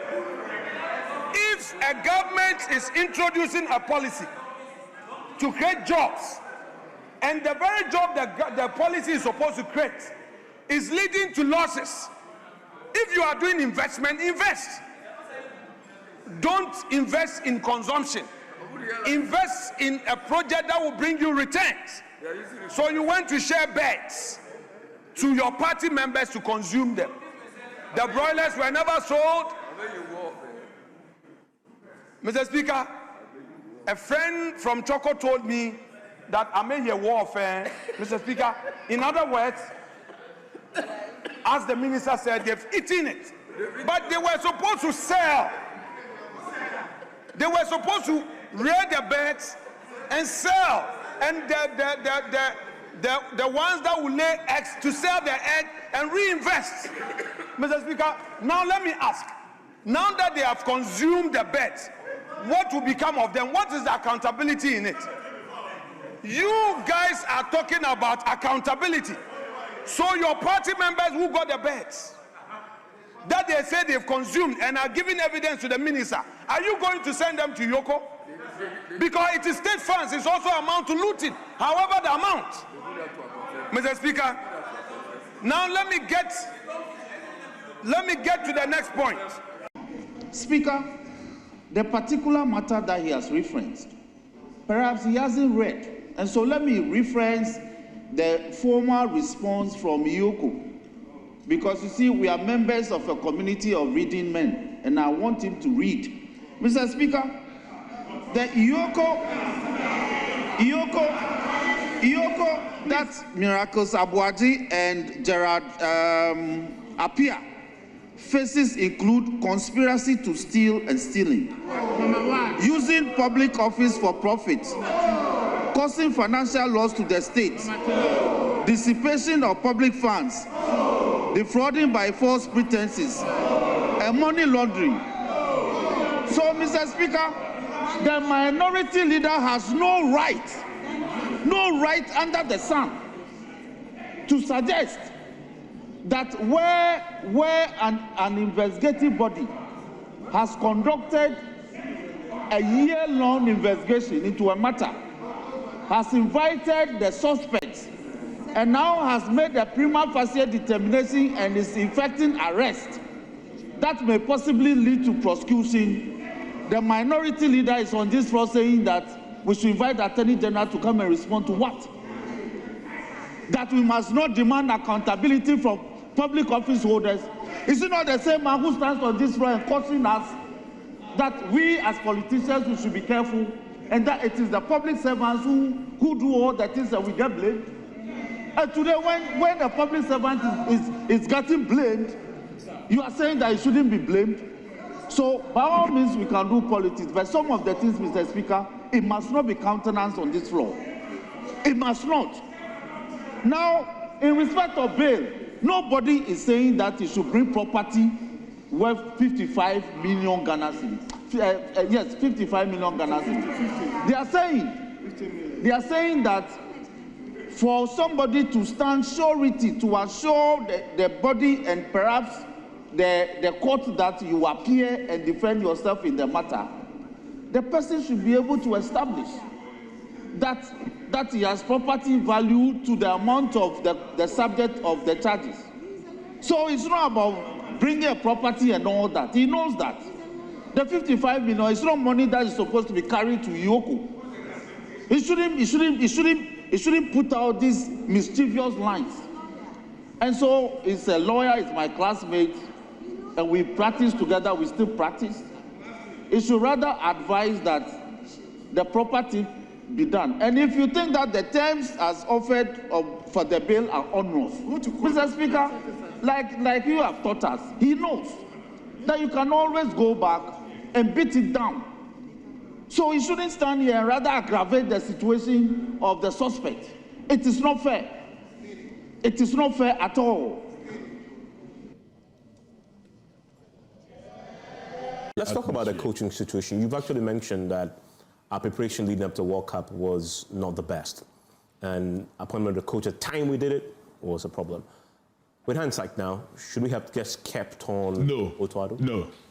Because of the proximity to the tournament? No, but if you look at the losses that we were suffering in all your friendlies post the qualifications, you just couldn't trust only in God that Nyamibeye. Then it means that we're going to the World Cup with just Nyamibeye. So no regrets with no, I don't think so. I don't think so at all. If you watch the strategy of the new coach Carlos, and you looked at our friendlies that we came against the Wales, and our performance against Panama, and our performance against England, and even against the Croatia, you could see clearly that given much more time, a lot more could have been. It was simply defensive. We packed the bus. Well, it's also part of. We couldn't string passes together. We created very little chances. I'm saying that is what I'm saying. We went through the whole tournament and you give. Our main striker did not even have a shot on target. Did not have a shot at all. But he wasn't striking for you. His is to align things in a way that you can only take advantage of what it is that he has. Welcome back. Still live here on the Super Morning Show on Joy 99.7 FM. And this morning, Ernest Morgan Aqua is Head of Governmental Affairs at Zoom Lion Ghana. And he's joining us here on the Super Morning Show. He's answering all your questions and concerns. And I see loads of your messages. Just relax. I'll activate the phone lines shortly. Before I do that, look, parents, if you're looking for a world-class university experience for your child right here in Ghana, then Lancaster University Ghana is the only British branch campus based in Sub-Saharan Africa, offering students the same prestigious Lancaster University degree awarded in the UK, with a 90% graduate employment rate within 6 months of graduation. Your child gets a head start in today's competitive global market. Students can choose from programs in business, law, computer science, economics, marketing, international relations, and more, all in a modern campus environment designed for success. Applications are now open, so visit lancaster.edu.gh or call 0209 607 008 or 0302 747 700 today. Lancaster University Ghana, a global degree at your doorstep. But look, I love a cry, but sometimes you just need a break from the city chaos. Who wants to spend 4 hours in traffic just to escape? I've got the perfect fix for you. Best Western Plus Accra Beach Hotel in Nungwa. It's right by the ocean. Imagine waking up to fresh sea breeze, a complimentary breakfast, relaxing by the pool, and just resetting. For a staycation, business, or beachside event, this is the spot, and they're running a massive limited time offer. Book 2 nights, get a 3rd night for free. Here's a whole extra night on them. Lock in your escape right now. Call 0596 723646, 0596 723646, or visit bestwesternplusaccra.com. Best Western Plus Accra Hotel, your escape closer than you think. But if you're running a business, office, or working in the creative industry, listen, it's time to upgrade your print game. Welcome to the future of printing with Konica Minolta, proudly powered by SkySat Technologies. We're talking unmatched performance, so whether you need sleek all-in-one machines, professional systems, or heavy-duty production powerhouses, SkySat has got you covered. Right now, SkySat is giving 1 entire year of free servicing on all Konica Minolta machines. That's 12 months of expert maintenance for new and existing customers. Get a live demonstration at their new VIP print center at Pegasus Place, Airport Residential Area. Call 0501 645 180 or 0302 798 829. SkyStar Technologies, performance that delivers every time. But you know, going green is not just about saving the planet. It can save you real money. Install solar panels and cut down your power costs. Get an electric vehicle and reduce what you spend getting around. Switch to energy efficient equipment and lower the cost of running your home or business. And the best part, Absa Bank can help you finance all of it. The Absa Green Finance Loan gives you what you need to make it happen. Walk into any Absa branch, ask about the Absa Green Finance Loan today, and say yes to a greener tomorrow. Terms and conditions apply. Absa Bank reminds you to shine your eye to avoid being scammed. Your story matters. Absa. Ernest, so let's look at the figures, okay? Let's look at the figures. When it comes to, first of all, the sanitation improvement package. Yeah. How much does government pay you? So I actually didn't want to go through the figures, but for this, let's do some maths. Please, here. let's do, for purpose of accountability. Yes. So an average amount of 113,000. 113,000. Yes. It's paid per quarter. Okay, per quarter. Yes. Every assembly. That's an average, because we have the municipal assemblies, you have the district assemblies, we have metropolitan assemblies. So how much? So if you use average, yes, then for purposes of average, would also multiply by 261. Yes. Okay. That calculation would even be very good for me. But we'll come there. Let's go down before we go up. Mm-hmm. So you're talking about 113 per quarter. Okay. If you divide this by 3, that's the 3 months, you are going to have 37,666. So roughly 38,000. That is what we are paying per month. Okay. Every assembly. And I mentioned to you that we have an average of 11 containers. Mm-hmm. When you divide this 37 by the 11, we would have 3,400. Okay. Then, if you are lifting a container every day, as most people shout, that you have to pick the container every day. If you are picking the container every day, an average of 30 days, you are going to have 114. Mm-hmm. So the SIP, you are doing 114 cedis, 114 Ghana cedis for lifting a container. If you rent a skip truck, how much will it cost you? Tell me. What if you own it? But you bought it. Yes. So how much did you buy it? For a long period of time. You see, I like how you put it. But if I buy a truck, the expectation, and once we're doing the capital allowance, the expectation is that over the lifespan of the truck, okay, for instance, if you buy a truck for say $100,000 for purposes of analysis, and the truck is expected to last say 10 years, okay, if I'm doing the calculation, it means that for every year that I use this truck, it's cost me $10,000. If I That is fine. If I earn my $10,000, let me change the track to fuel. Okay. How much? Now we are talking about 114. Okay. How many liters is 114? Tell me. You've done the calculations. You've done it. You understand? To tell us. That is why I mentioned that the amount is woefully inadequate. Okay. We were comfortable and we were managing this because we were getting this amount lump sum. So you can use that to even go to the banks for loan. Now you don't get lump sum again? No, now it has been moved to the various assemblies. And that's going to get even this 113,000 is another back and forth. As we speak, third quarter of last year has not been paid. And the money has moved from common fund to the various MMDAs. So how can you take 113,000 to any bank for loan? And mind you, Zoom Lion has grown because we were going for loans, we were using this lump sum and contracts to apply for other things. That is why we have moved from the normal sweeping to 360 waste management. Okay, hold on a minute. Let me activate the phone lines. But also, you share with me how much the government pays you for the Accra Compost and Recycling Plant. So the phone lines have been activated now on 0302216541 and then 05511119997. How much are you paid for the Accra Compost Plant? The Accra Compost Plant, it started somewhere in 2015. Yeah. That's when it was established. An average amount of 80 cedis per ton. 80 cedis per ton a day? Yes. Okay, so 80 cedis per ton. How many tons per day? It has to do about between 800 and 1,000 tons. When you did the phase 2, you said it could now manage 2,000 tons. You're not managing 2,000 tons? That's the total. Yes, total. Yes.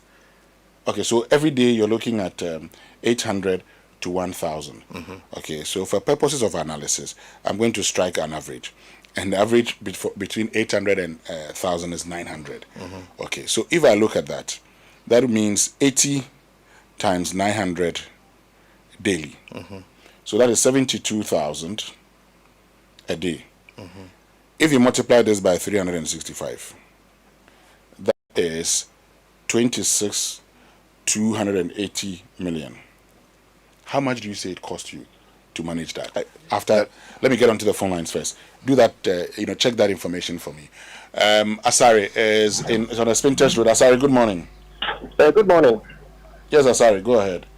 Yes, please, I want to contribute to this program. Please contribute. I am so much passionate about this program that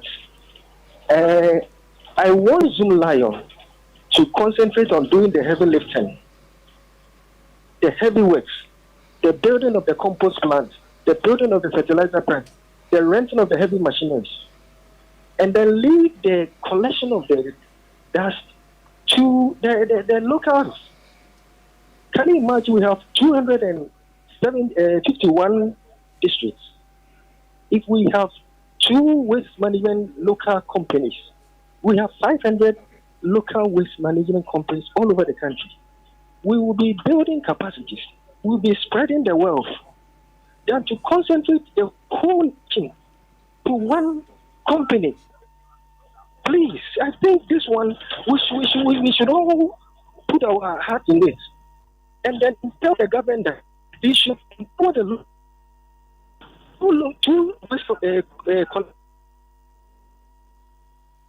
empowered. The wealth spread. And then let Zoom Line concentrate on the heavy things. That is what I want to say. Thank you. Thank you very much, Asari. And you want Zoom Line to concentrate on the heavy things and leave the collection of waste to other waste management companies. You can also join us on 0302-216-541 and then 055-1111-997. Ernest, I was asking a question about, if you have the figures of how much it cost you to your operational expense for the Accra Compost and Recycling Plant. You can share it with us. Please turn on your microphone and yes.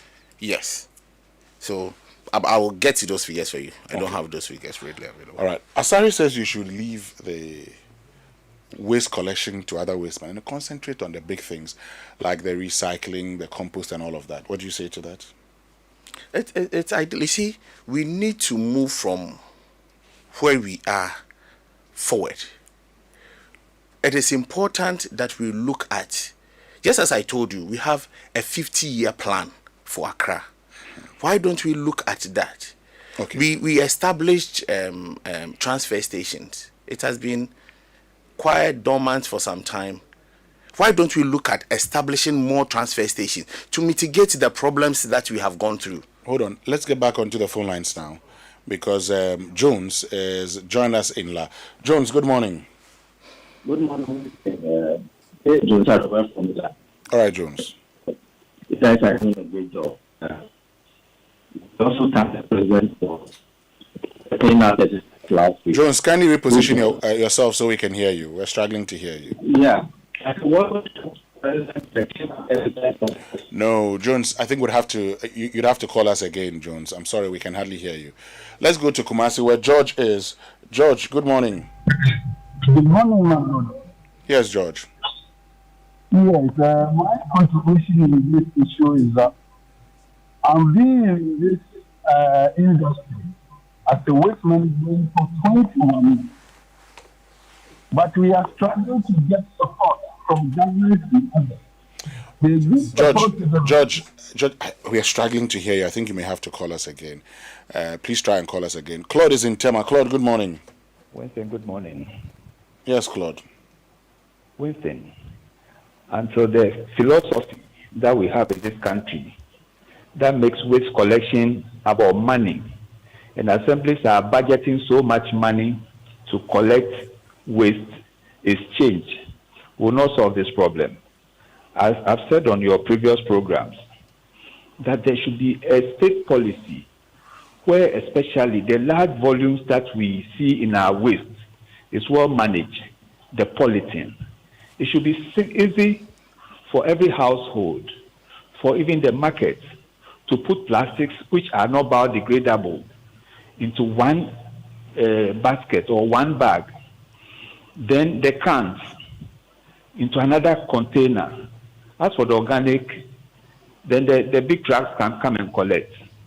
So that the polythene, the cans, even the aboboyas will find it easy to carry it, take it to the scrap yard, take it to the people who do plastics.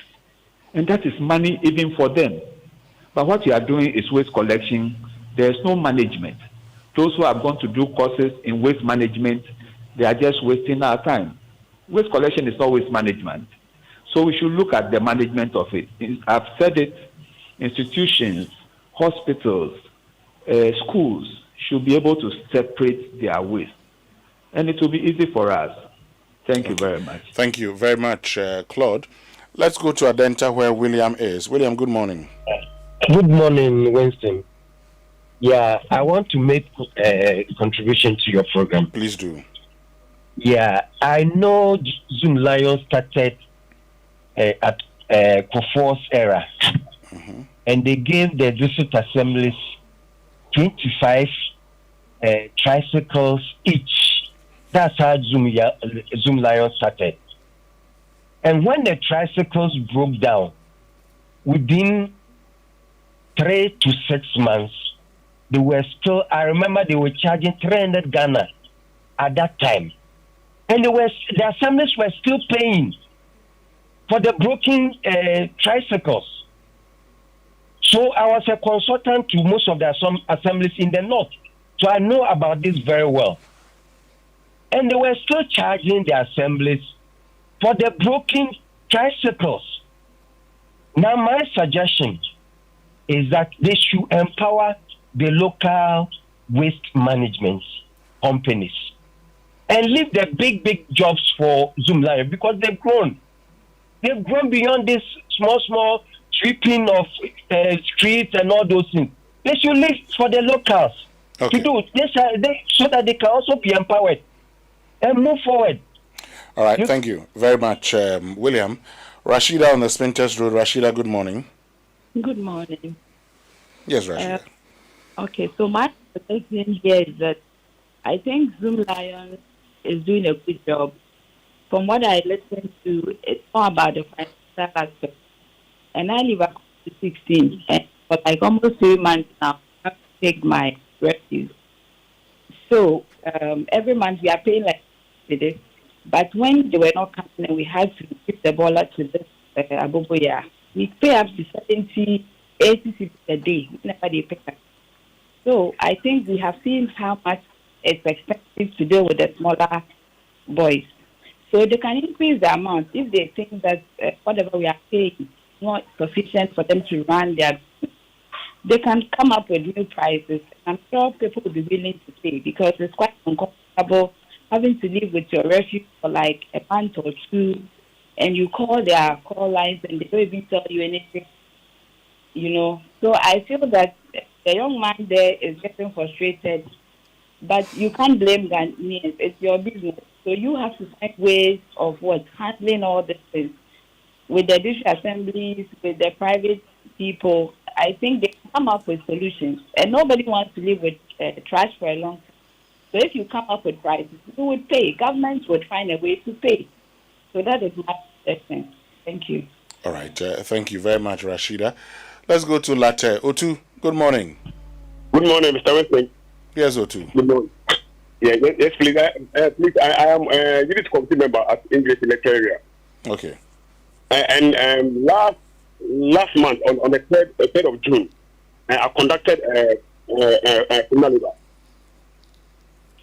So people came and we cleared. After clearing the place, I don't know whether it's Zoom Lion or the council. The car couldn't come. When you call them, they will tell you that the car spoiled, so you should wait.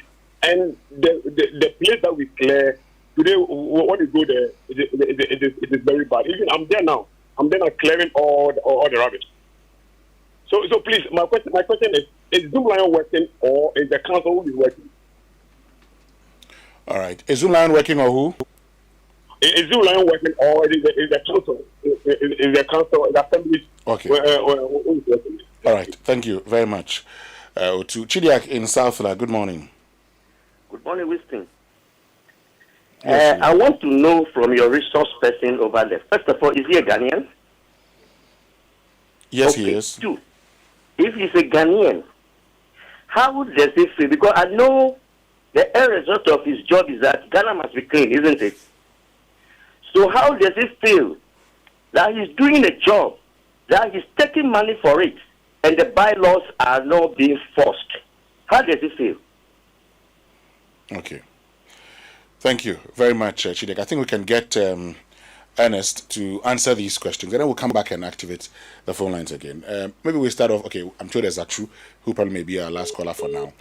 Hello, Achu. Ajo, it's Ajo. Ajo, oh, sorry about that. Ajo Afon. Good morning. Good morning. Yes, Ajo. What happens is that we pay 75 cedis a month, and the bill is done electronically. So whether they come to lift your garbage or not, the bill comes. And there is no remedy when they don't come. You are forced to pay, because after some time, they send you a message that if you don't pay, they will discontinue their services. What remedy do we have? Okay. Thank you very much, Adjo. Let's address the questions now, Ernest. So Adjo says you bill them electronically, and you threaten them even. That if they don't pay, you discontinue the services. Yes. Is that what you're doing? No, that's not what we are doing. We are billing them. We are providing the service for them. Anytime we are unable to pick up, let's say we have to come on Monday, we are unable to come on Monday, and we come on Wednesday, everything in there, we pick it out. You understand? So it's not like a threat. We don't, but just as I said, we need the money to be operational. So that's why I was shouting that let us have the consolidated amount. Let us push this so that it is about the amount of waste that you cut in town. You go, they weigh the tons that you are bringing, then you are being paid. Okay, that's how you want it done. That is what is done in most countries. You were telling us about the transfer sites earlier. You mentioned that they've been inactive until recently when this cleaning exercise was carried out, and then many of them were reopened, right? So up until this recent exercise, what was happening to the waste? The transfer site is where you separate them, is that right? No. We don't do segregation at the transfer site.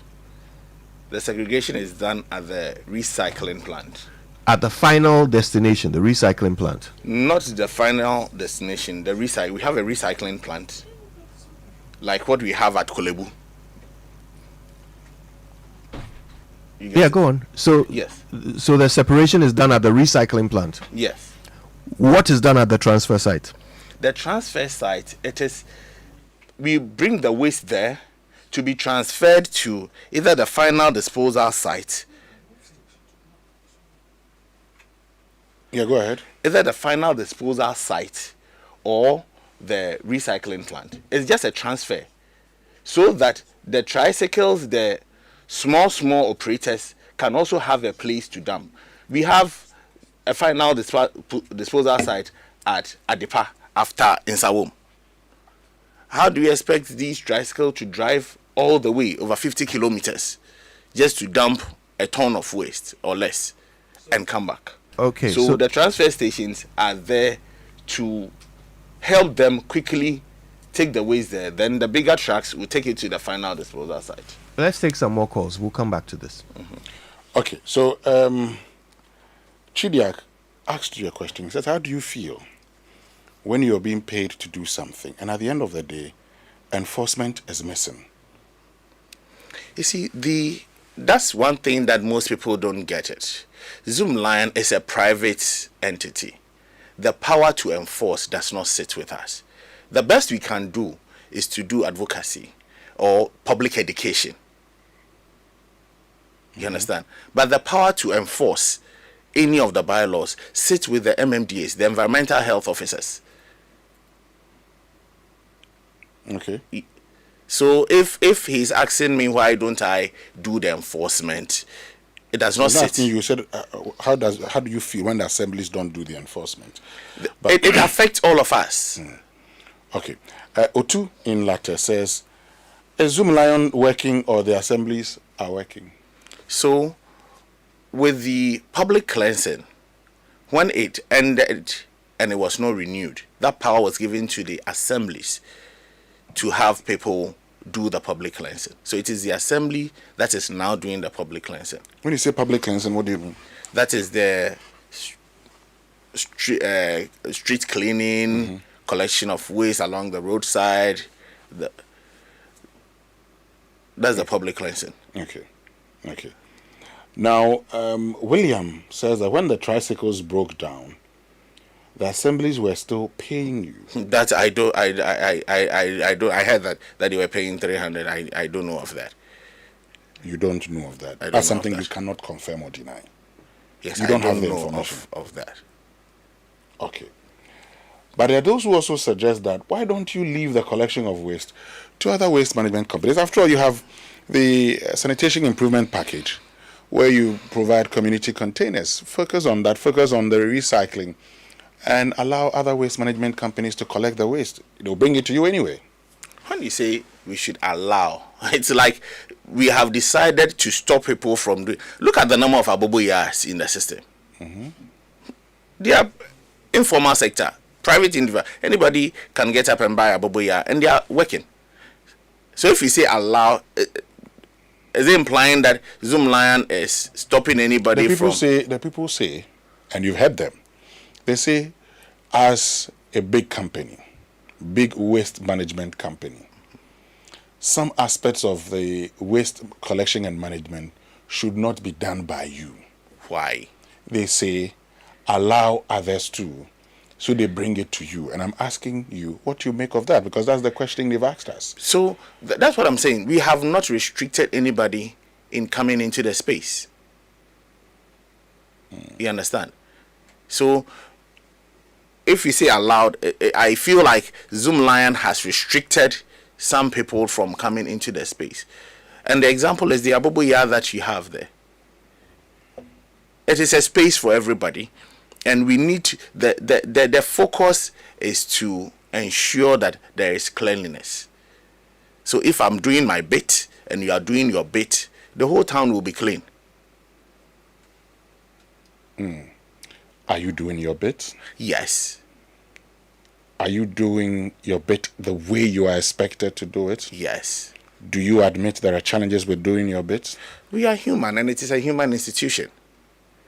So when there are mistakes, we go back to the drawing board, we correct it, we come back stronger. Except that these mistakes, Ernest Morganakwa, and if I check the message, someone just sent a message, okay, that says, and let's go to the messages. Let me just read the messages to you, because there are loads of messages this morning. Someone says that, Winston, the man is measured with the truth. I'm at a Kuyapemi Dukrum. For some time now, they don't come for my bin, yet each month they bill me. I got my bin broken, and when I called their office, I was told to pay 800 cedis for a new one. Bismarck in Idukrom. So with the bin, I mentioned it here, that it is in the laws that every individual is responsible for purchasing a receptacle to hold his waste. Once upon a time, Zoom Lion was given free bins. But the right to own a bin is the individual. The law says that you have to get your bin. So if I come and I give you a bin, it is a gift from me to you. So why don't the other waste management companies, are we not saying that they are not giving out bins? The law says that the individual should have your bin to hold your waste. You get it? I know it is the perception that we have to give the bins out, but that is not what it is. Okay. Essie says, good morning, Winston. In East Legon, we pay 150 cedis, but Zoom Lion is not consistent, even though they are better equipped. Some of my neighbors have resorted to Aboboya. Otherwise, the front of our houses become an eyesore. See, the challenge that we don't look at is, let us not be so comfortable with people picking up our waste and not knowing where they are taking the waste to. When there are challenges and we are trying to resolve the challenges, Aboboya can just pick your bin. Last time I was mentioning it, that they pick the bin from your frontage, they go and put it behind your house. When it rains, it washes it from behind your house to your frontage. You've not gone to pick it. What do they do? Listen, watch this. This person says, I'm trying to read, says, Winston, this is one of such threads that I saved. I wish I had time to speak. There was a time the supervisor had to pay for the months they did not lift because I insisted I was not going to pay. What he's saying is not true. And it says, dear client, please make payment of your outstanding monthly waste management fee. We entreat you to make payment as soon as possible to enable us to serve you better. Failure to do so would lead to stoppage of service. Kindly pay using the short code. And I have tried the short code. *857#. Okay, and once you dial Zoom Lion Ghana Limited, bin request, waste payment, pay as you dump, contact update, contact us, cancel. That's there. So this is you. But I ask again, why must I? Okay, so let's say I live in an area and I pay, and somebody is not paid. In the estate where I live, okay, if you don't pay your estate, the management fee, your waste will not be collected. When the waste management company gets there, they know that you have not paid, so they won't serve you. It's simple. Why can't people who have not paid, face it? Why must it be a whole area? Ernest? That is why you see such message. So we give a message, a gentle message like that, to indicate that if you don't do the payment, just as you are saying, the next time when we get to your end, we will bypass it to the next house. And you were calling it a threat. I don't see this as a threat. This is a gentle message to tell you that let us all do the payment on time. But you'd admit finally that there is still more room for improvement when it comes to waste management and your services. Oh, that is the language for every teacher. Every teacher will tell you that more room for improvement. And we are a human institution. There's more room for improvement. We are improving, and we would improve. So you were explaining earlier that the transfer sites are where the Abubuyas and all these other people are bringing the waste, and then from there it is moved on either to the recycling plant or to the final destination. Is that correct? Yes. Okay. And they were shut down for quite a long period. And you said this is because of what? Is that? Why were they shut down? The transfer station? Yes. It was out of management fees. Like the amount that we were charging the tricycle, those who were bringing waste, was not enough to manage the facility. How much were you charging them? The transfer station were paying the tricycles. They will tell you they were paying about 30 cedis, 35 cedis. And this was not enough. Yes. But who set the charges? The charges for waste management companies are set by the assemblies. That right does not sit with. And even with the charges that they set, we don't get to the premium. So charges are set by the assembly. So now that you've reopened, how much are you charging them? This working now, it was a directive by the president to open. So we have not charged anything. Will the president make sure you are paid? Or are you going to shut them down again? The way forward for a country as ours. Yeah, but when the president directed that you open, did you discuss payment with the president? You are in charge of governmental affairs. At the heat of the moment, you did not. When people, it was an emergency situation, and that is not the time to go and do discussion on. So you go back with a bill.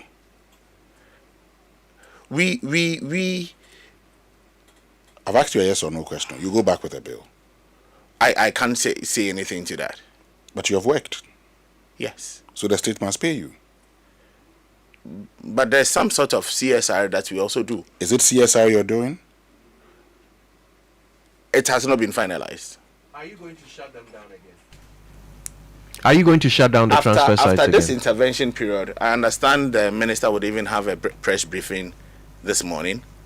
After this time, then we'll look at the way forward. But it would not be ideal for us to shut the transfer station. And for what we have experienced, I think even every MMDA should have a transfer station. So how much will you charge the Abubuyas this morning when they bring rubbish? How much will you charge them? You see, we can't just quote an amount, but calculations has to go inside. Okay. And believe you me, the amount to pay from the transfer station to the final disposal site, if you do that computation, the Abubuya people cannot pay. Ernest Morgan Aqua, Governmental Affairs Manager, Zoom Lion Ghana. Thank you very much for joining us. You're most welcome. Stay with us. We'll be right back.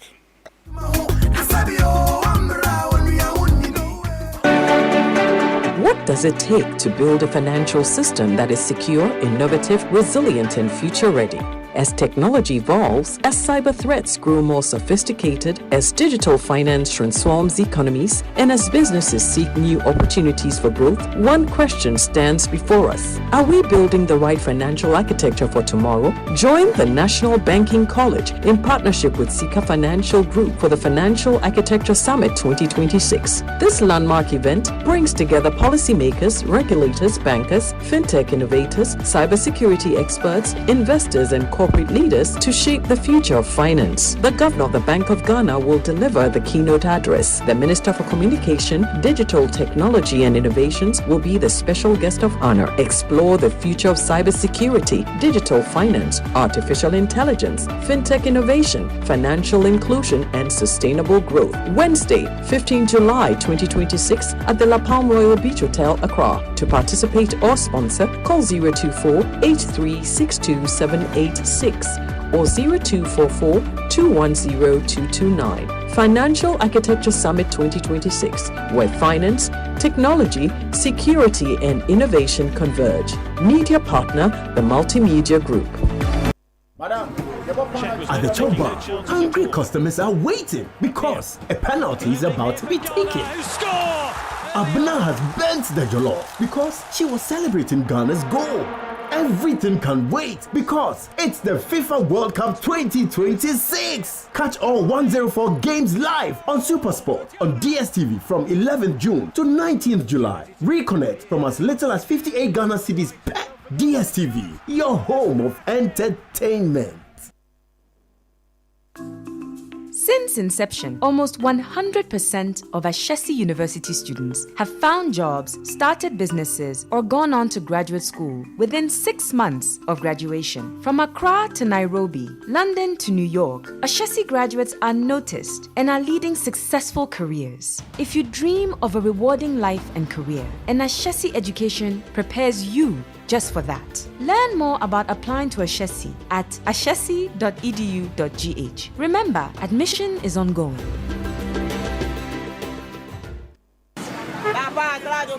Charlie, everything is expensive these days. Even flight tickets are worse. My guy, stop stressing. Haven't you heard of Waka Now? Waka Now? What's that? They've got the cheapest flight deals, plus hotels, visa assistance, airport pickups, even tour packages, all in one place. Hey, like seriously? But what if I don't have all the money to pay at once? Then use Pay Small. Just pay 25% deposit now, lock your tickets, and pay the rest in easy bits before you travel. So I can book now and chill small, eh? That's it. Whether London, Dubai, Lagos, or Kumasi, Waka Now has your back. Call 0242-435-515. Follow Waka Now Ghana. Visit wakanow.com.gh. Download our app or walk into our travel centers in Accra, Kumasi, Takoradi, and Tamale. Waka Now. Let's go. Morning time, the pot is ready. Mama cook it nice and steady. Call your people, call your crew. Oba spaghetti made for you. Come chop. Everybody chop. Oba on my table. We know this advert is FDA approved. It's a goal! The World Cup football fever is here, and Electroland Ghana Limited is bringing the excitement of the stadium right into your home with unbeatable soccer promotion. Experience every goal and celebration in clarity, just like you're live at the stadium with discounts on Samsung, TCL, and NASCO Smart TVs. Make every match day perfect for your football watch parties with powerful air conditioners and air coolers, top and bottom mount chest and display fridges, gas cooker, washing machines, microwaves, small kitchen appliances, and more. This is the biggest football promo of the year. Rush to our showrooms and authorized dealer shops or call 050-315-9739. Electroland, bringing the stadium home.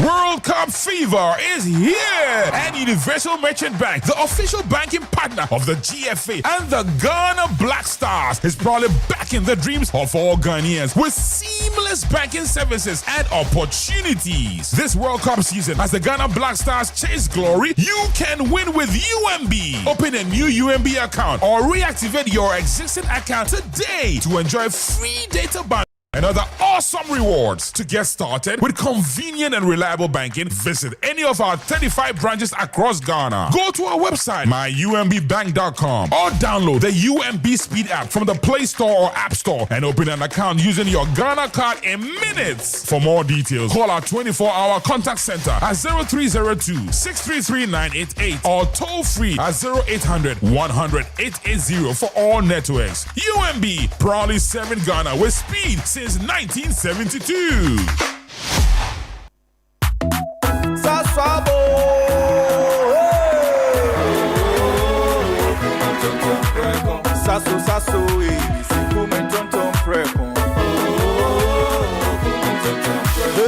Sasso, mi se come tonton preko. Tonton preko. Edwana drama in your busheshe. Yeah, how can see all the malaria? Minya me phone, me sasso spray. Every mosquito start to run away. Tonton preko. Sasso, mi se come tonton preko. Tonton preko. Sasso, kum tonton preko. Na ni sham ne die edem stronko. This advert is FDA approved.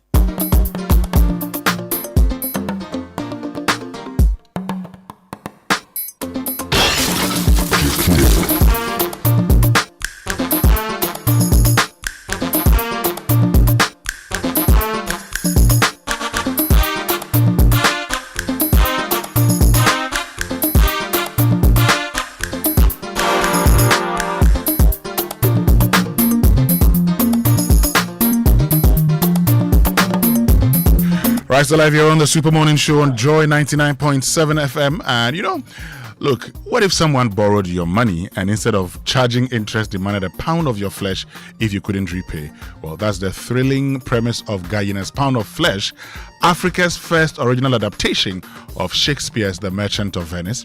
This August, experience George Quay's hilarious and thought-provoking production at the National Theatre on the 1st, 2nd, 8th, and 9th of August, with shows at 4 p.m. and 8 p.m. Tickets are going for 200 cedis at imagebureaugh.com or by dialing *7144 hash. For inquiries, call 0551 313134. Don't miss this unforgettable theatrical experience. But from the 16th to the 17th of July 2026, Ghana will host global energy leaders and experts at the Ghana International Petroleum Conference 2026 under the theme Building a Resilient Downstream Policy, Innovation and Investment. President John Dramani Mahama will be the distinguished guest of honor. It's at the Palms Convention Center, La Palm Royal Beach Hotel, and the event will be climaxed with the Downstream Awards and Gala Night happening on July 18 at 6 p.m. at Kempinski Gold Coast Hotel, Accra. Register now at gibcon.com or call 0558223678. But if you're looking to upgrade your workspace or restock your essentials, Kingdom Books has something special just for you. Come through and enjoy unbeatable deals on all your stationery needs, from notebooks, pens and printers to school and office supplies. Whether you're a student, teacher or business owner, we've got everything to keep you organized and productive. With our big discounts up to 70%, so bring your family, tell a friend, and don't miss out on these amazing offers. At Kingdom Books Yard Sales, visit Kingdom Books Yard Sales, Adosu, from 9 a.m. to 5 p.m. daily. Kingdom Books Yard Sales, shop smart, save big. For inquiries, call 0501 401 050 or 0244 311 955. But MTN just brought the prices down and the speeds up on MTN Fiber for home, and your whole household is about to feel it.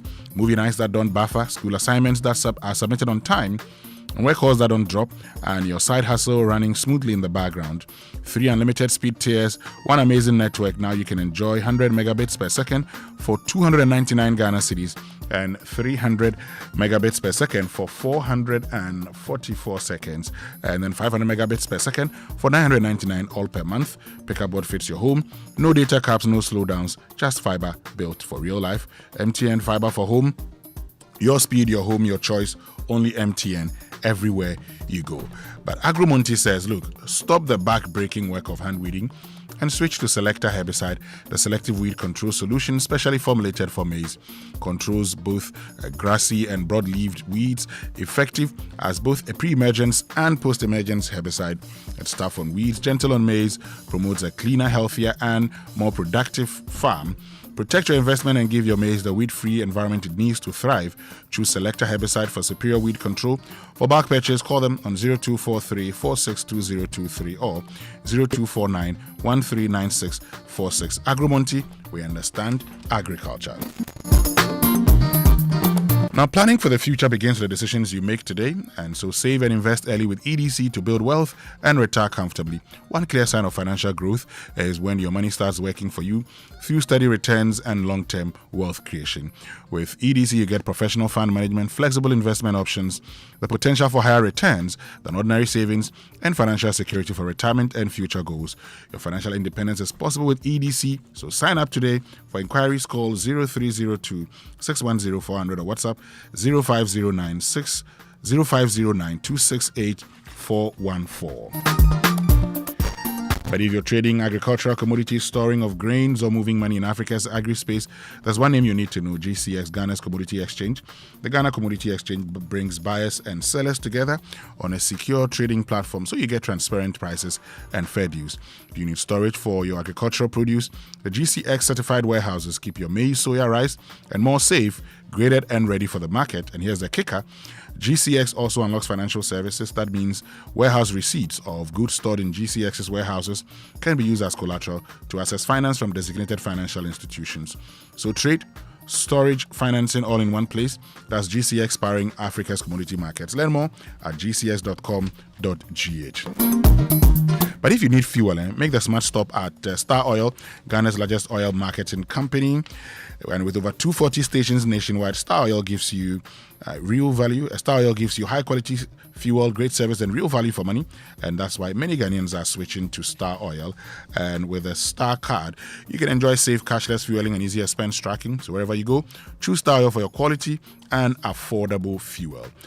But the Commissioner General of the Ghana Revenue Authority wants you to remind all withholding tax agents, including VAT agents appointed by the Commissioner General, that withholding taxes must be paid to the Domestic Tax Revenue Division of GRA by the 15th of every month. So withholding taxes for June 2026 will therefore be due by Wednesday, 15 July 2026.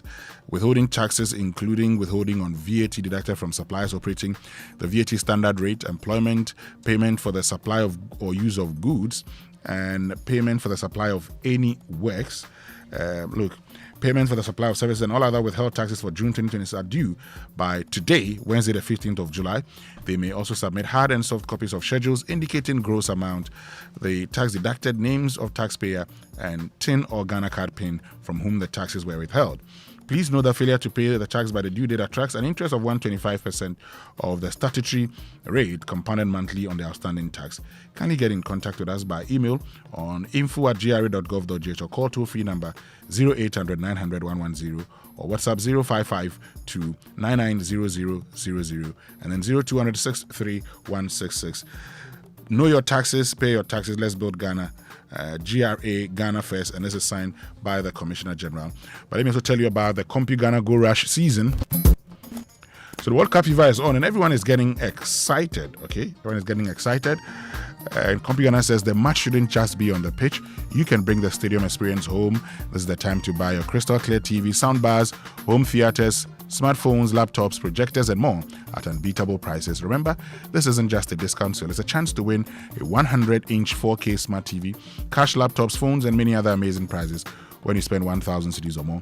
Rush to any CompuGhana showroom or shop online at CompuGhana.com. Call 0302 75 2020 or WhatsApp 0243 143 143.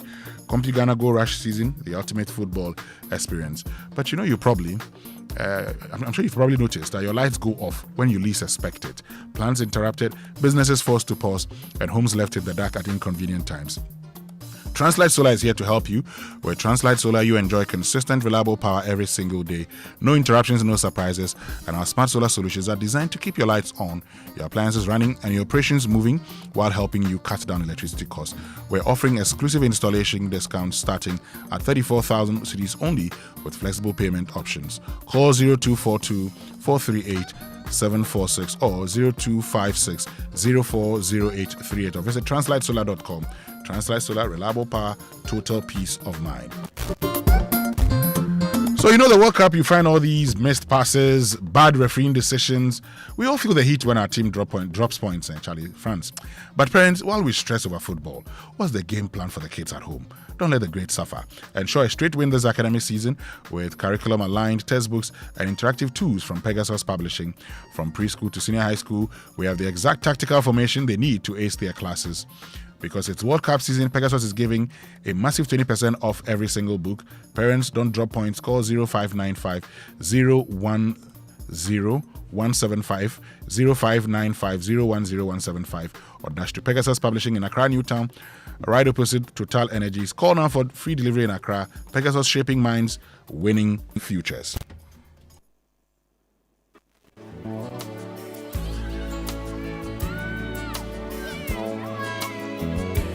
There's a place in your heart, and I I know that it is love, and this place be much brighter than tomorrow. And if you really try, you'll find there's no need to cry.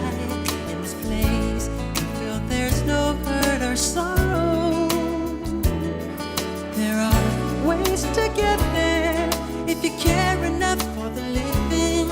Make a little space, make a better place, heal the world. And you know, on the 29th of June 2026, Kojo, the rains came with floods, and the floods swept through parts of Accra. And I'm sure you may have seen the heartbreaking images and videos. But behind every picture is a family struggling to rebuild its life. Today, they need our support. And so the Multimedia Group is mobilizing relief support for thousands of people affected by these floods. We're appealing to individuals and corporate organizations to support this humanitarian effort by donating essential relief items or cash. Priority relief items include non-perishable food items, drinking water, clothes, toiletries, medical supplies, mosquito nets, mattresses, blankets, and beddings. Cash donations should be sent to the MTN mobile money number, that's 0593 038842. The account is Multimedia Group Limited or Daniel Boyfew. There is also a bank account, the UBA account at the UBA Ghana branch, Tema Industrial Area. Okay, account name is the Multimedia Foundation. So once you mention the Multimedia Foundation, you can definitely give you the account number at any UBA branch. You can also bring relief items to the offices of the Multimedia Group Limited, Kokomlimle, Accra. Together, let's stand with our brothers and sisters in their time of greatest need. Now, Churchill, in response to this call that we've been making, you will not believe who has stepped up in a big way. Tell me more. A donation of about 2.5 million Ghana cedis in a relief package. Who's that? MTN. Oh. I told you that I was going to tell you something MTN has done that will put a smile on everyone's face. This is it. MTN is putting up a 2.5 million Ghana cedi relief package in conjunction with Multimedia as part of this our campaign to help those who were affected the most by the flood. Okay, so this intervention is being undertaken in partnership with Multimedia, and their expectation is that NADMO will distribute the items, and the relief package, which will be distributed through NADMO, as I mentioned, includes essential items like mattresses, blankets, food supplies, detergents, toiletries, as well as additional logistics and equipment. Okay, all of this is to support the emergency response efforts, and MTN Ghana does this because they recognize the immense hardship that many families are facing during this difficult time. But of course, MTN is always there for those who need it the most. And we say thank you to MTN.